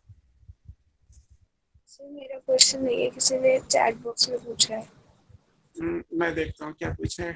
देखा है हमारे चैट बॉक्स में ये, but it also carries the trait of a virulence. Okay, bacteria DNA बच रहा था which carried the trait of virulence. हाँ, डीएनए ट्रेट कैरी करता है, क्योंकि हम मानते हैं ना कि डीएनए में तो ट्रेट है। हमने पिछले चैप्टर के हिसाब से क्या पढ़ा है, 1 जीन 1 कैरेक्टर का जो कॉन्सेप्ट पढ़ा है कि कोई भी ट्रेट हो, यहाँ वायरुलेंस का ट्रेट है, वहां पे फ्लावर कलर था या पॉड का शेप था या प्लांट की हाइट थी, कोई भी ट्रेट को कैरी करने की पावर किसके पास है? अल्टीमेटली जीन के पास है। जीन कहाँ प्रेजेंट होती है? डीएनए पे प्रेजेंट होती है। तो डीएनए ए वायरुलेंस और वायरुलेंस जो भी है, ट्रेट एक्चुअली वायरुलेंस का होगा, है ना। जैसे कोई डार्क के बारे में नहीं पढ़ता, सब लाइट के बारे में पढ़ते हैं, पूरी फिजिक्स लाइट से ली गई है, डार्क से नहीं ली गई। तो ऐसे ही ए वायरुलेंस का ट्रेट इज मीनिंगलेस, है ना। अगर ए वायरुलेंस का ट्रेट, मैं बॉटनी पढ़ा रहा हूँ तो मीनिंगलेस है, मैं कुछ नहीं पढ़ा रहा तो वो उसका तो कोई मतलब ही नहीं है ना कि मैं कुछ नहीं पढ़ा रहा, ये भी मेरा कैरेक्टर है, ये मेरा कैरेक्टर नहीं है, मैं बॉटनी पढ़ा रहा हूँ, ये मेरी प्रॉपर्टी हो सकती है। तो ए वायरुलेंस का ट्रेट एक्चुअली वर्ड या स्टेटमेंट गलत हो जाएगा। डीएनए वायरुलेंस का ट्रेट कैरी करता है बिकॉज वायरुलेंस इंपॉर्टेंट है ना। अगर एक बैक्टीरिया हमारे बॉडी के अंदर जाके कुछ ऐसा केमिकल कंपोनेंट बनाए जिससे हमारी बॉडी की डेथ हो जाए तो वो चीज इंपॉर्टेंट है। अगर बैक्टीरिया हमारी बॉडी में है और कोई कंपोनेंट नहीं बना रहा जिससे हमारी डेथ नहीं हुई तो एक्चुअली वो पढ़ने का मुद्दा है ही नहीं। जैसे मुझसे किसी और बैच में किसी ने पूछा था कि सर आर वाले को अगर हीट किल्ड कर दे तो क्या होगा। एक्चुअली आर वाला तो डिजीज कॉज कर ही नहीं रहा, तो उसे हीट किल करके भी क्यों देखोगे, है ना। साइंस में हर एक चीज, हर एक टर्म, हर एक सेकंड इंपॉर्टेंट होता है। तो कोई भी साइंटिस्ट केवल उतना काम करता है जहां से उसे कुछ प्रोस्पेक्ट नजर आएगा कि आने वाले टाइम पे मैं कुछ ऐसा दे सकता हूँ, जिसका कोई मतलब ही नहीं है, उस पर कोई टेस्ट नहीं किया जाएगा। डीएनए वायरुलेंस का ट्रेट कैरी करता है। ए वायरुलेंस के ट्रेट इज मीनिंगलेस, उसका तो कोई मतलब ही नहीं है। और अगर कहा जाए कि ए वायरुलेंस का ट्रेट कैरी करता है नहीं करता, जैसे आपने पूछा, तो ऑब्वियसली बात है क्या करता तो वो भी है, क्योंकि आर बैक्टीरिया में ए वायरुलेंस है, एस वाले बैक्टीरियल स्ट्रेन के अंदर वायरुलेंस है। तो एक में वायरुलेंस का ट्रेट है, एक में ए वायरुलेंस का ट्रेट है। अब आएगा हार्शी एंड चेस का एक्सपेरिमेंट जो बैक्टीरियोफेज मल्टीप्लिकेशन के लिए है। बैक्टीरियोफेज का स्ट्रक्चर भी बायोलॉजिकल क्लासिफिकेशन में बना हुआ है, टैडपोल के जैसा स्ट्रक्चर है। आपने उसमें एक हेड पढ़ा होगा जो कैप्सिड कहलाता है, उसकी यूनिट्स कैप्सोमियर होती हैं, एक नेक, कॉलर आएगा, टेल आएगा। और बैक्टीरियोफेज ही क्यों लिया, पहली चीज ये कि हार्शी एंड चेस ने बैक्टीरियोफेज पे काम क्यों किया। तो आपने पढ़ा है वायरस में, मैं सिर्फ आपको अपनी लैंग्वेज में याद दिला रहा हूँ, मे बी मैं मानता हूँ कि आपको ये सब वायरस में पढ़ाया गया हो। वायरस ये अपने जेनेटिक मटेरियल उसमें ट्रांसफर करता है, वायरस में, बैक्टीरिया में। बैक्टीरिया में जेनेटिक मटेरियल ट्रांसफर तो करता है, बट वायरस किसके बने होते हैं। प्रोटीन का कोट होता है, अंदर जेनेटिक मटेरियल होता है। प्रोटीन का कोट होता है, अंदर जेनेटिक मटेरियल होता है। जेनेटिक मटेरियल क्या होगा, आरएनए, डीएनए। दोनों हो सकते हैं एक साथ। नो सर, नहीं होते, किसने भी यस बोला गलत बोला। तो बैक्टीरिया के अंदर तो बहुत सारी चीजें हैं, जैसे यहाँ पे आप देख ही रहे हैं ऊपर एक्सपेरिमेंट में। अगर आप एक वायरस पे काम करेंगे तो केवल दो ही चीजें आएंगी, एक प्रोटीन और एक जेनेटिक मटेरियल। और जेनेटिक मटेरियल में बहुत कॉमन क्वेश्चन है, आपने किया भी होगा कि किसी भी वायरस के अंदर डीएनए और आरएनए होता है, नेवर बोथ, दोनों एक साथ कभी नहीं होंगे। या तो वायरस के अंदर डीएनए होगा जेनेटिक मटेरियल, या आरएनए होगा। तो इसका मतलब एट ए टाइम किसी भी वायरस के अंदर दो ही चीजें हैं, एक प्रोटीन और एक डीएनए, या एक प्रोटीन और एक आरएनए। अब बैक्टीरियोफेज का स्ट्रक्चर एनसीईआरटी में बना है। बैक्टीरियोफेज का जेनेटिक मटेरियल क्या होता है, डबल स्टैंडर्ड डीएनए। तो इसका मतलब अगर बैक्टीरियोफेज पे काम किया जाएगा तो केवल दो ही ऑप्शन है, या तो प्रोटीन या डीएनए। अब केवल इन दो चीजों को टेस्ट करके देखना है, या तो प्रोटीन जेनेटिक मटेरियल होगा या फिर डीएनए होगा, कोई तीसरी चीज होती ही नहीं जो जेनेटिक मटेरियल की फॉर्म में कोई क्वेश्चन क्रिएट करे कि भाई तीसरे पे काम क्यों नहीं किया, दो को ही क्यों कंसिडर किया। तो बैक्टीरियोफेज एक वायरस है, ये आप जानते ही हैं, that feed on bacteria. Bacteriophage क्या है, इट्स ए वायरस। वायरस है ये बैक्टीरियोफेज। अब बैक्टीरियोफेज अलग अलग टाइप के हैं। जो बैक्टीरियोफेज इन्होंने लिया हार्शी एंड चेज ने, that is T2, T for type लिखा जाता है, टाइप 2 बैक्टीरियोफेज लिया है। ये भी नाम याद रखना है आपको कि T2 बैक्टीरियोफेज लिया है। इस T2 बैक्टीरियोफेज के अंदर दो चीजें आएंगी, एक प्रोटीन आएगा, प्रोटीन का जो कोट होता है वो कैप्सिड कहलाता है, और जो दूसरी चीज होती है वो होता है जेनेटिक मटेरियल। और जेनेटिक मटेरियल यहाँ पे क्या है, डबल स्ट्रैंडेड डीएनए। किसी भी बैक्टीरियोफेज का जेनेटिक मटेरियल क्या होता है, डबल स्ट्रैंडेड डीएनए होता है। अब ये बैक्टीरियोफेज कहाँ ग्रो करेगा, वायरस के साथ। आपने ये भी पढ़ा होगा कि वायरस तो होस्ट की बॉडी पे ही ग्रो करते हैं। अगर होस्ट नहीं है तो वायरस एक क्रिस्टल के जैसे हो जाएंगे। वायरस लिविंग नॉन लिविंग के बीच का कनेक्टिंग लिंक कहलाता है ना। तो virus are living only when inside the host, ये पढ़ाया जाता है आपको। तो यहाँ पे हमें अगर वायरस पे कोई काम करना है तो हम सीधे, जैसे बैक्टीरिया को तो कल्चर कर लिया, एक पेट्री डिश के अंदर ग्रो करा लिया बैक्टीरिया को आपने, एक ब्रेड के ऊपर बैक्टीरिया की कॉलोनी बना ली, लेकिन वायरस की तो नहीं बन सकती। तो वायरस की कॉलोनी कहाँ बनेगी? एक्चुअली उसके होस्ट के ऊपर, और होस्ट क्या है बैक्टीरियोफेज के लिए? E coli. बैक्टीरियोफेज तो वायरस हो गया, और इन्होंने जो होस्ट कंसिडर किया वो होस्ट क्या है? ई कोलाई है। तो ई कोलाई पे काम किया, ये भी है ग्रोइंग ऑन ई कोलाई। वही कंटिन्यूएशन में लिख लीजिए, T2 बैक्टीरियोफेज है, growing on E coli. E coli bacteria है, तो बैक्टीरिया पे बैक्टीरियोफेज ग्रो करेगा। तो मतलब आपको बैक्टीरिया केवल इसलिए लेना है क्योंकि बैक्टीरियोफेज को आप डायरेक्ट ग्रो नहीं करा सकते। बैक्टीरियोफेज बायोटिक मीडियम में ही ग्रो करता है, लिविंग सेल के अंदर ही। वायरस कोई भी होगा तो लिविंग सेल के अंदर वो लिविंग रहेगा, अदरवाइज वो एक डेड पार्टिकल के जैसा है।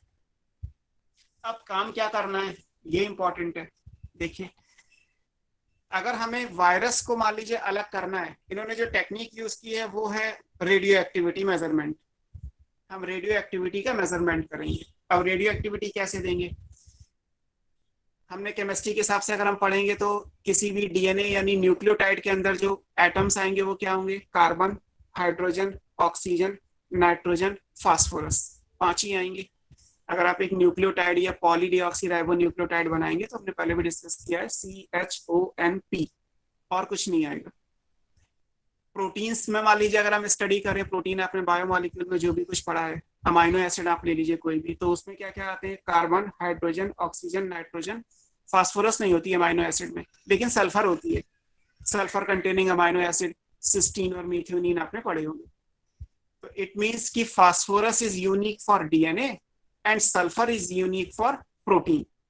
सल्फर डीएनए में नहीं होती, आप पूरा स्ट्रक्चर देख लीजिए एक बार अच्छे से, क्योंकि डीएनए तो आपने यहीं पढ़ा हुआ है। और फास्फोरस प्रोटीन में नहीं होती, याद कर लीजिए। और दोनों के रेडियो एक्टिव आइसोटोप भी एग्जिस्ट करते हैं। फास्फोरस नॉर्मली 30 होता है, तो P32 लोगे तो रेडियो एक्टिव फास्फोरस हो जाएगा। सल्फर का नॉर्मली 32 होता है, S35 लोगे तो भी वो रेडियो एक्टिव हो जाएगा। तो दो एटम जो दो अलग अलग बायोमॉलिक्यूल के लिए स्पेसिफिक हैं और दोनों ही रेडियो एक्टिव आइसोटोप्स को कैरी करते हैं, इनको लेके अगर हम काम करेंगे तो हम रेडियो एक्टिविटी का मेजरमेंट अकॉर्डिंगली कर पाएंगे और उससे ये कंक्लूड करेंगे कि क्या हुआ। अब करेंगे कैसे? सबसे पहले क्या करना है आपको? एक कल्चर मीडियम लेना है। मान लीजिए ये पेट्री डिश है, इसमें हम क्या करा रहे हैं? ई कोलाई बैक्टीरिया को ग्रो करा रहे हैं। पहले हम बैक्टीरिया को ग्रो कराएंगे। ये बैक्टीरिया क्या है? ई कोलाई, जो होस्ट लिया गया।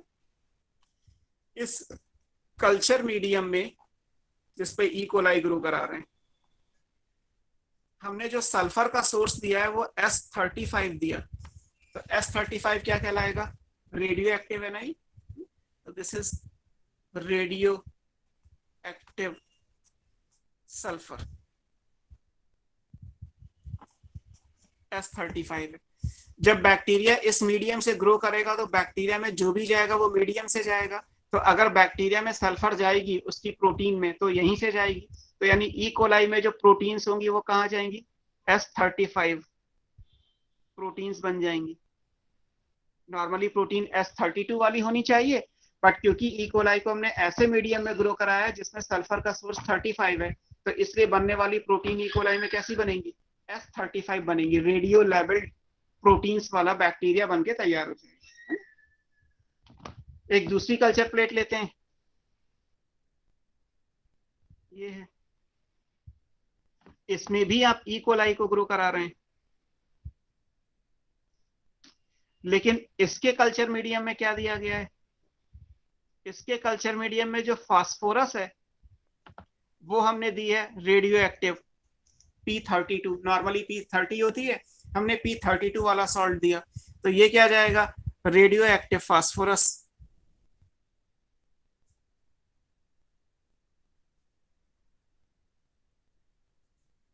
और ये कहाँ जाएगा? In DNA. P32 आपको कहाँ मिलेगा? ये डीएनए में मिलेगा, क्योंकि फास्फोरस कहाँ जाएगी? डीएनए में, और सल्फर कहाँ जाएगी? प्रोटीन। अब इसमें कोई डाउट नहीं होना चाहिए कि फास्फोरस जो है वो प्रोटीन में क्यों नहीं जा सकती, क्योंकि किसी भी प्रोटीन के अंदर फास्फोरस नहीं होता, ठीक। और डीएनए के अंदर जो है वो सल्फर क्यों नहीं जा सकती? क्योंकि कोई सल्फर वाली चीज होती ही नहीं डीएनए में, दोनों के एटम फिक्स हैं। दोनों में रेडियो एक्टिविटी देने के लिए हमने क्या किया, बेसिकली होस्ट को ऐसे मीडियम में ग्रो कराया जो ऑलरेडी रेडियो एक्टिव था, तो बनने वाला जो ई कोलाई बनेगा वो भी रेडियो एक्टिव हो जाएगा। यहाँ से हमें मिलेगा क्या, यहाँ से हमें एक बैक्टीरिया मिलेगा जो रेडियो लेवल्ड प्रोटीन वाला है हैविंग S35, और एक बैक्टीरिया ऐसा मिल जाएगा जो रेडियो लेवल्ड डीएनए को कैरी कर रहा है हैविंग P32। अब क्या करना है, दोनों बैक्टीरिया को आप अलग अलग करेंगे, मैं एक साथ लिख दे रहा हूं। दोनों बैक्टीरिया को आपको T2 बैक्टीरियोफेज से इन्फेक्ट कराना है। This is infected with T2 bacteriophage. Bacteriophage या फेज शॉर्ट में लिख दिया जाता है, तो हम T2 बैक्टीरियोफेज दोनों में देंगे। अब जब आप T2 बैक्टीरियोफेज दोगे तो होगा क्या, मान लीजिए ये बैक्टीरियोफेज है, ऐसे बनाते हैं ना आप, नीचे वो इसकी टेल्स बनाते हैं, हमें तो केवल कैप्सिड और डीएनए से मतलब है। ये बैक्टीरियोफेज बना, तो इस बैक्टीरिया के अंदर जो डीएनए है ये कैसा होगा, नॉर्मल होगा। नॉर्मल डीएनए का मतलब P कैसा होगा 30, लेकिन इसका जो प्रोटीन होगा कैप्सिड, कैप्सिड क्या है, प्रोटीन, ये कैसी आएगी S35, मतलब रेडियो एक्टिव। ऐसे ही जब यहां पे आप बैक्टीरियोफेज बनाएंगे तो यहां पे जो ये डीएनए है ये कैसा होगा P32, मतलब रेडियो एक्टिव, लेकिन इसका प्रोटीन कोड कैसा होगा,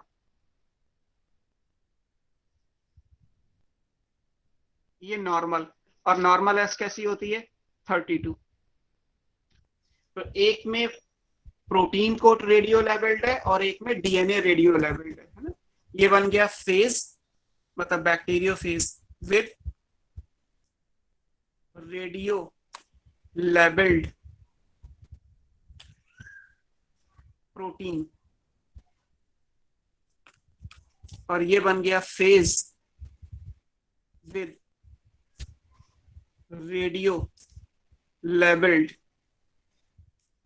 डीएनए। मतलब हुआ ये कि जिस पे काम करना था वो भी हमें बनाना पड़ा, क्योंकि बैक्टीरियोफेज डायरेक्ट आपको कहीं नहीं मिलेगा रेडियो एक्टिव वाला, और बैक्टीरियोफेज को डायरेक्ट रेडियो एक्टिविटी दे भी नहीं सकते, क्योंकि कोई भी वायरस किसी होस्ट पे ही ग्रो करता है। तो पहले होस्ट को रेडियो एक्टिव बनाओ, फिर उस होस्ट पे बैक्टीरिया को ग्रो करा, बैक्टीरियोफेज को ग्रो करा के उसको रेडियो एक्टिव बनाओ। काम बेसिकली हमें इस पे करना था, लेकिन ये तब होगा जब ये बनेगा, और ये कब बनेगा, जब आप मीडियम के अंदर रेडियो एक्टिविटी देंगे। इस तरीके से हमने ये प्रिपरेशन की है कि जिस एक्सपेरिमेंट को हार्शे एंड चेस को करना था उसकी तैयारी में आपको केवल इतना रिक्वायरमेंट आएगा। अब आपको यहाँ से प्रॉपर एक्सपेरिमेंट जो है वो शुरू करना है। हमें क्या करना है, इन दोनों बैक्टीरियोफेज को नॉर्मल बैक्टीरिया पे ले जाना है। नॉर्मल बैक्टीरिया ये वाला नहीं होगा, क्योंकि ये तो रेडियो लेवल्ड है। एक में बैक्टीरिया रेडियो लेवल्ड प्रोटीन है, एक में बैक्टीरिया रेडियो लेवल्ड डीएनए। हमें नॉर्मल ई कोलाई पे ले जाना है जो नॉर्मल मीडियम में ग्रो करता हो, जिसकी प्रोटीन भी नॉर्मल है, जिसका डीएनए भी नॉर्मल है। तो इन फेज से हम क्या करेंगे, इन दोनों के लिए लाइन आ जाएगी, grown on a culture medium having normal culture medium, लिख लीजिए, हैविंग ई कोलाई। तो नॉर्मल ई कोलाई पे ले जाना है, क्लियर। अब जैसे मान लीजिए ये नॉर्मल ई कोलाई है, ये ई कोलाई, यहां भी ये ई कोलाई है, एस्चेरिशिया कोलाई, बैक्टीरिया हो गया। अब क्या कर रहे हैं हम, बैक्टीरियोफेज में हम एक ये वाला लेके आ रहे हैं, ये बैक्टीरियोफेज इन्फेक्शन हो गया लाइक दिस। इसमें क्या है, इसका जो प्रोटीन कोड है ये है S35, और इसमें जो डीएनए है वो क्या है P30। ऐसे यहां जो बैक्टीरियोफेज आ रहा है इसका जो डीएनए है वो है P32, और इसका जो प्रोटीन कोड है वो क्या है S32। तो एक में प्रोटीन कोड रेडियो लेवल्ड है पहला वाला, और एक में डीएनए रेडियो लेवल्ड है, ये वाला। ये स्टेज या ये वाला जो स्टेप है ये कहलाता है इन्फेक्शन, क्योंकि आपने बैक्टीरियोफेज को बैक्टीरिया दे दिया। तो इस स्टेप पे आप एनसीईआरटी में देखोगे तो यहाँ पे एक्चुअली लिखा होगा इन्फेक्शन, हमने बैक्टीरिया को फेज से इन्फेक्ट करा दिया, तो ये इन्फेक्शन हो गया। अब क्या करना है, हमें पता है कि डीएनए ही केवल ई कोलाई के अंदर एंटर करता है। हार्शे एंड चेस को भी गैस था, खाली उन्हें प्रूव करके दिखाना था। तो डीएनए एंटर करेगा, प्रोटीन कोड बाहर छूट जाता है। आपने वायरस में भी पढ़ा होगा कि जब वायरस एंटर करता है किसी होस्ट के अंदर तो उसका डीएनए एंटर करता है, बैक्टीरियोफेज अगर है तो, और उसका प्रोटीन कोड बाहर छूट जाता है। तो अब इसके बाद क्या होगा, मान लीजिए हम सेकंड स्टेज पे अगर हम बनाए भी तो बनेगा ये कि फॉर एग्जांपल ई कोलाई है एज यूजुअल, इसमें प्रोटीन कोड तो बाहर रह गया, ये डीएनए फेज का अलग हो गया। बैक्टीरियोफेज का डीएनए तो ये क्या कहलाएगा, फेज डीएनए। ये फेज डीएनए कैसा होगा, P30 वाला, और यहाँ पे प्रोटीन कौन सी है, अभी भी S35 वाली। इस फिगर से हम यहां तक आ गए। ऐसे आप इसके लिए बनाओगे तो क्या बनेगा, इसके लिए ये बनेगा कि आप यहाँ पे भी ई कोलाई ये है, इसके बाद ये फेज का डीएनए एंटर कर गया। तो अब ये डीएनए कैसा होगा, ये डीएनए रेडियो लेवल्ड है, तो ये डीएनए है P32, और ये नॉर्मल प्रोटीन कोड है तो ये S32। इस तरीके से बनके तैयार हो गई। अब ये स्टेप हो गया, जैसे इन्फेक्शन कराओगे डीएनए एंटर कर जाएगा, प्रोटीन कोड बाहर छूट जाएगा। तो हमने प्रोटीन कोड बाहर बना दिया, डीएनए एंटर कर दिया, जहां ये रेडियो लेवल प्रोटीन है, ये रेडियो लेवल डीएनए। अब क्या करना है, अब आपको ब्लेंड करना है। छोटे छोटे ब्लेंडर आते हैं माइक्रोबायोलॉजी के, जैसे हमारे मिक्सर ग्राइंडर हमारे घर में होता है, वैसे माइक्रोबायोलॉजी में ब्लेंडर आते हैं। हम उनमें इस सैंपल को डाल के, मतलब कल्चर को डाल के क्या करेंगे, ब्लेंड करेंगे। जब आप ब्लेंड करेंगे तो बेसिकली होगा क्या, ब्लेंड करने से ये जो कैप्सिड अभी इसके साथ जुड़ा हुआ है ये हट जाएगा, ये अलग हो जाएगा, ये पूरी सेल अलग हो जाएगी। और जब ये अलग अलग हो जाएंगे तो ब्लेंड करने के बाद उसको सेंट्रीफ्यूज करना है। सेंट्रीफ्यूज करने का पर्पस क्या होता है कि जो हैवी चीज है वो नीचे चली जाती है, जो लाइट चीज होती है वो ऊपर छूट जाती है। सेंट्रीफ्यूगेशन करने के बाद आपको जब मिलेगा तो जो पैलेट आता है नीचे इकट्ठा जो होता है सॉलिड मास, जैसे आप टेस्ट ट्यूब में प्रेसिपिटेट भी बोलते हैं, तो जो पैलेट आएगा उसमें आएगा heavy structure, heavy in the sense of molecular weight, और जो लाइट होगा वो ऊपर लिक्विड पोर्शन जो सुपरनेटेंट है उसमें रह जाएगा। अब पता है कि ये पूरा बैक्टीरिया है, बैक्टीरिया विद फेज डीएनए, तो ये हैवी होगा तो ये नीचे चला जाएगा, और ये केवल प्रोटीन कोड ऊपर रह गया है खाली, वो भी इसमें से डीएनए तो अंदर ही चला गया, तो ये सुपरनेटेंट में आएगा। तो यहाँ पे ब्लेंड करेंगे और सेंट्रीफ्यूज करेंगे, और उसके बाद हमें देखना है रेडियो एक्टिविटी का मेजरमेंट, कि रेडियो एक्टिविटी कहाँ मिलती है कहाँ नहीं मिलती। तो सेकंड स्टेप पे आप यहाँ पे देखेंगे तो लिखा होगा ब्लेंडिंग, मतलब आपको ब्लेंड करना है, एंड सेंट्रीफ्यूगेशन, सेंट्रीफ्यूज करना है। तो जब आप ब्लेंडिंग एंड सेंट्रीफ्यूज करेंगे तो आपको यहां से मिलेगा क्या, उसके बाद after that radio activity measurement, ये फाइनल है। तो जब आप इसको ब्लेंड करेंगे और सेंट्रीफ्यूज करेंगे तो यहाँ पे फॉर एग्जांपल मान लीजिए हमने सेंट्रीफ्यूज किया, हमारे पास ये टेस्ट ट्यूब आ गई। यहाँ से इस टेस्ट ट्यूब के अंदर दो चीजें हैं, एक तो सॉलिड मास है और ये लिक्विड। ऐसे यहाँ पे भी आप सेंट्रीफ्यूज करेंगे तो मान लीजिए यहाँ पे ये सॉलिड मास है, ये लिक्विड। ऊपर वाला क्या कहलाता है, ये कहलाता है सुपरनेटेंट।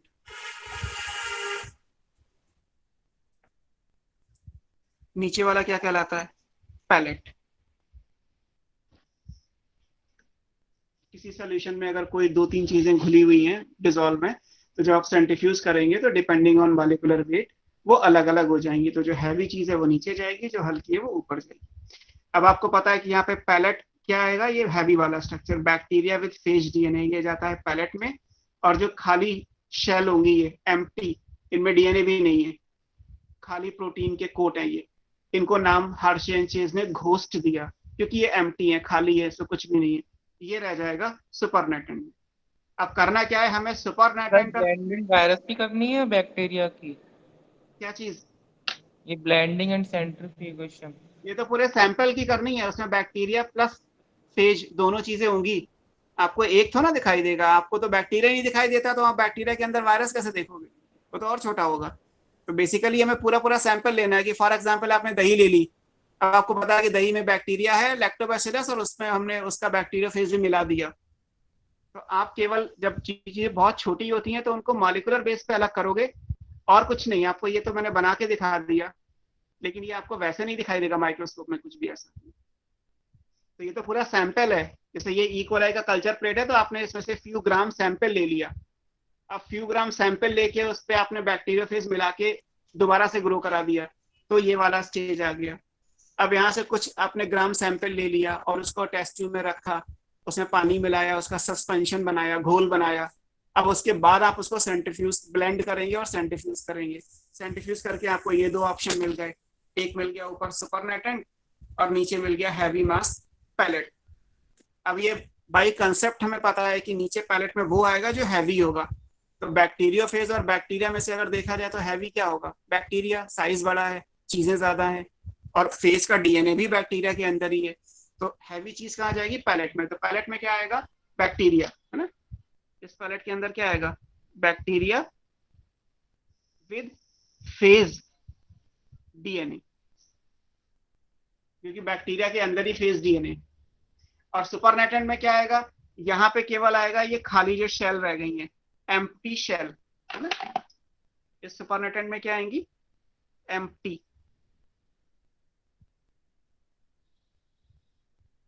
शेल। इनको घोस्ट का नाम दिया है। जो खाली छूट गया वो आपको सुपरनेटेंट में मिल जाएगा। अब आपको बस रेडियो एक्टिविटी टेस्ट करनी है कि क्या इसमें रेडियो एक्टिविटी आ रही है या इसमें आ रही है, क्योंकि सुपरनेटेंट में एम्प्टी शेल यानी घोस्ट है, और इस केस में हमने घोस्ट को रेडियो लेवल, मतलब यानी शेल को रेडियो लेवल किया था। तो यहाँ पे रेडियो एक्टिविटी कहाँ पे आएगी, सुपरनेटेंट में। This shows radio activity. क्यों रेडियो एक्टिविटी आएगी, बिकॉज ऑफ S35। लेकिन जब आप यहाँ टेस्ट करोगे तो यहाँ रेडियो एक्टिविटी नहीं आएगी। बुक में लिखा है कि पैलेट में कोई रेडियो एक्टिविटी नहीं है। फिर यहाँ पे आप स्टडी करोगे तो यहाँ सुपरनेटेंट नॉर्मल होगा, क्योंकि यहाँ पे सल्फर नॉर्मल वाली थी। यहाँ पे रेडियो एक्टिविटी कहाँ पे आएगी, पैलेट के अंदर, क्योंकि फेस का डीएनए रेडियो लेवल था और वो बैक्टीरिया का पार्ट है, बैक्टीरिया पैलेट में है। तो यहाँ क्या आएगा, पैलेट में आएगा। It shows radio activity. क्यों, क्योंकि यहाँ पे P32 है, रेडियो लेवल्ड है। तो पहले केस में केवल सुपरनेटेंट में रेडियो एक्टिविटी आ रही है, और दूसरे केस में केवल पैलेट के अंदर रेडियो एक्टिविटी आ रही है ना। तो एक तो ये पता चल गया कि केवल क्या एंटर किया। यहां से ये कंफर्म हो गया कि बैक्टीरियोफेज में दो चीजें थी, कैप्सिड और डीएनए, प्रोटीन और डबल स्टैंडर्ड डीएनए। एंटर केवल डीएनए करता है, इसलिए जहां डीएनए जाएगा वहां हमें डीएनए रेडियो लेवल था, तो डीएनए एंटर किया तो रेडियो एक्टिविटी हमें वहां मिल गई। एक में प्रोटीन कोड को रेडियो लेवल किया था तो वो एंटर नहीं किया, तो उसके हिसाब से सुपरनेटेंट में रेडियो एक्टिविटी मिल गई। लेकिन अभी ये कंफर्म नहीं हुआ कि डीएनए जेनेटिक मटेरियल है। ये कैसे कंफर्म होगा, इसके आगे का एनसीईआरटी में नहीं है, आप सिर्फ समझ लीजिए। यहाँ तक क्लियर है सबको? Yes sir. अगर यहाँ तक क्लियर है तो इसके आगे सिर्फ आपको ये देखना है कि इसके आगे ये किया गया एक्चुअली कि केवल जो ये सुपरनेटेंट है ना, जिसमें केवल प्रोटीन का कोट है, इसको बैक्टीरिया पे डाला गया, नॉर्मल बैक्टीरिया पे। तो यहाँ तो आपको पता ही है कि नॉर्मल बैक्टीरिया में क्या अंदर जाता है, डीएनए, लेकिन ये तो खाली जा रहा है। जब आप केवल प्रोटीन का कोड बैक्टीरिया में मिला दोगे तो उससे वायरस तो नहीं बनेंगे ना, और क्योंकि प्रोटीन के अंदर डिवाइड करने की, रेप्लिकेट करने की पावर नहीं होती। रेप्लिकेशन एंड एक्सप्रेशन की पावर किसमें, डीएनए में। तो अगर आप केवल सुपरनेटेंट को बैक्टीरिया में मिला दें और सोचे कि फेस के पार्टिकल बनेंगे, नहीं बनेंगे। यहाँ पे अगर आप इस सैंपल को लेके नॉर्मल बैक्टीरिया के साथ मिला देंगे तो क्योंकि इसमें फेज का डीएनए है, इसलिए नए फेज के पार्टिकल्स बनेंगे, नए वायरस यहाँ से बन जाएंगे। लेकिन कैसे बनेंगे, वो वायरस बनेंगे जिनमें रेडियो एक्टिविटी नहीं होगी, क्योंकि यहाँ के पायलट में कोई रेडियो एक्टिविटी नहीं। ऐसे ही यहाँ पे सुपरनेटेंट को अगर आप बैक्टीरिया में मिला के सोचे कि फेस के पार्टिकल बन जाएंगे, तो नहीं बनेंगे, क्योंकि ये प्रोटीन है और प्रोटीन नहीं बनाता, प्रोटीन की वजह से नए वायरस नहीं बनते। यहाँ पे अगर डीएनए है फेस का, इसको आपने बैक्टीरिया पे इन्फेक्ट कराया तो यहाँ से नए फेस बनेंगे, नए वायरस बनेंगे और वो रेडियो एक्टिविटी को भी शो करेंगे। तो क्योंकि यहाँ डीएनए है इसलिए नए फेस पार्टिकल बनेंगे, क्योंकि यहाँ डीएनए है इसलिए नए फेस पार्टिकल बन जाएंगे। यहाँ डीएनए नहीं है, प्रोटीन है, इसलिए नए फेस पार्टिकल नहीं बनेंगे। यहाँ डीएनए नहीं है, प्रोटीन है, नए फेस पार्टिकल नहीं बनेंगे। नए फेस पार्टिकल केवल कहां से बनते हैं? डीएनए से। इसका मतलब जेनेटिक मटेरियल कौन होगा? डीएनए होगा। और ये भी प्रूव हो रहा है कि क्योंकि ये रेडियो एक्टिव है तो फेस पार्टिकल भी रेडियो एक्टिव बनेंगे, ये नॉन रेडियो एक्टिव है तो फेस पार्टिकल भी नॉन रेडियो एक्टिव बनेंगे। तो दोनों बातों से ये कंक्लूड किया जा सकता है कि क्योंकि केवल फेस का डीएनए है which has the power to form a new bacteriophage, तो इसका मतलब प्रूव ही हो गया कि डीएनए जेनेटिक मटेरियल है। इसमें तो कोई कंफ्यूजन रहा ही नहीं, एक ही मॉलिक्यूल है डीएनए जो बैक्टीरिया के अंदर है, और अगर इस बैक्टीरिया के अंदर नए बैक्टीरियोफेज बन रहे हैं तो इसका मतलब केवल बैक्टीरिया के इससे फेज के डीएनए से ही तो बनेंगे, और कहां से बनेंगे। तो इसलिए ये प्रूव होता है कि डीएनए जेनेटिक मटेरियल है, without any doubt unequivocal proof बोला जाता है। ये हार्शे एंड चेस का एक्सपेरिमेंट है जो बिना डाउट के ये कंफर्म करता है कि डीएनए जेनेटिक मटेरियल होता है। इसमें से फिर हार्शे को जो है वो नोबेल प्राइज मिला भी था, हालांकि एनसीईआरटी में नहीं लिखा हुआ है। हार्शे को नोबेल प्राइज 1969 में दिया गया। 1952 का ये एक्सपेरिमेंट है, 69 में नोबेल लॉरेट बने थे for the cause for the discovery of DNA is the genetic material. Clear? Yes sir. आज की क्लास में हालांकि हमने सिर्फ इतना ही पढ़ा, लेकिन ये दोनों एक्सपेरिमेंट बहुत इंपॉर्टेंट है। ट्रांसफॉर्मेशन प्रिंसिपल, फिर बायोकेमिकल कैरेक्टराइजेशन और थर्ड बैक्टीरियोफेज मल्टीप्लिकेशन, जो ये प्रूव करते हैं कि डीएनए जेनेटिक मटेरियल होता है। अब इसके आगे की क्लास में आप फ्राइडे को ये पढ़ेंगे, इवोल्यूशन में ये कॉन्सेप्ट पढ़ाया जाएगा आपको कि जो पहला बायोमॉलिक्यूल बना था दैट वाज आरएनए। अगर डीएनए आरएनए में ये देखा जाए केमिकल इवोल्यूशन जो ओपेरन की थ्योरी है, एनसीईआरटी में इवोल्यूशन पढ़ लिया आपने? नहीं अभी पढ़ लिया। यस सर, पढ़ लिया। तो लिखा होगा कि RNA was the first molecule to form. अगर आप डीएनए आरएनए को कंपेयर करोगे तो पहले क्या बना? आरएनए। और अगर पहले आरएनए बना तो नेचर ने आरएनए को जेनेटिक मटेरियल क्यों चूज नहीं किया? सारे लिविंग ऑर्गेनिज्म में जेनेटिक मटेरियल क्या है? डीएनए। लेकिन जबकि इवोल्यूशन में पहला मॉलिक्यूल क्या बना था? आरएनए। तो एक क्वेश्चन ये आएगा कि डीएनए ही जेनेटिक मटेरियल है, आरएनए नहीं, ये कैसे देखेंगे? तो हमें नेक्स्ट टॉपिक जो पढ़ना है वो डीएनए वर्सेस आरएनए है, और उसमें फिर हम आरएनए वर्ल्ड में पढ़ेंगे, फिर उसके बाद डीएनए रेप्लिकेशन और ये सारी चीजें आएंगी। क्लियर? आज के लिए इतना ही। फ्राइडे की क्लास जब हो जाएगी तो उसके बाद जो आपका वीकली टेस्ट होगा तो आप अपना सिलेबस वीकली टेस्ट का वहीं तक का मान सकते हैं।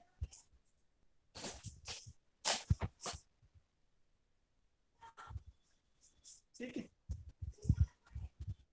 चलो कोई डाउट हो तो बताओ, बाकी तो फिर करण कश्यप ने पूछा टाइप 2 मींस, टाइप 2 मतलब स्ट्रेन होते हैं। जैसे मैं डिस्कवरर हूं तो मैंने नाम दे दिया T2, T4, T73, है ना, लाइक दिस, है ना। आपने रेजिडेंट इविल देखा हो तो उसमें T वायरस दिया हुआ है, तो T स्टैंड फॉर टाइप। तो किसी भी वायरस के पार्टिकल का नाम दिया जाता है, वो मेरी, जैसे मेरा सेकंड एक्सपेरिमेंट सक्सेस हो गया तो मैंने नाम दे दिया T2। किसी का मान लीजिए 100 एक्सपेरिमेंट सक्सेस हुआ तो उसने नाम दे दिया T100। तो कॉपीराइट होता है, जो डिस्कवरर होता है वो नाम अकॉर्डिंगली दे सकता है स्ट्रेन का। क्लियर? चलो नेक्स्ट क्लास में मिलते हैं। DNA. Thank you sir. Okay, thanks sir. Okay, thank you all and good night.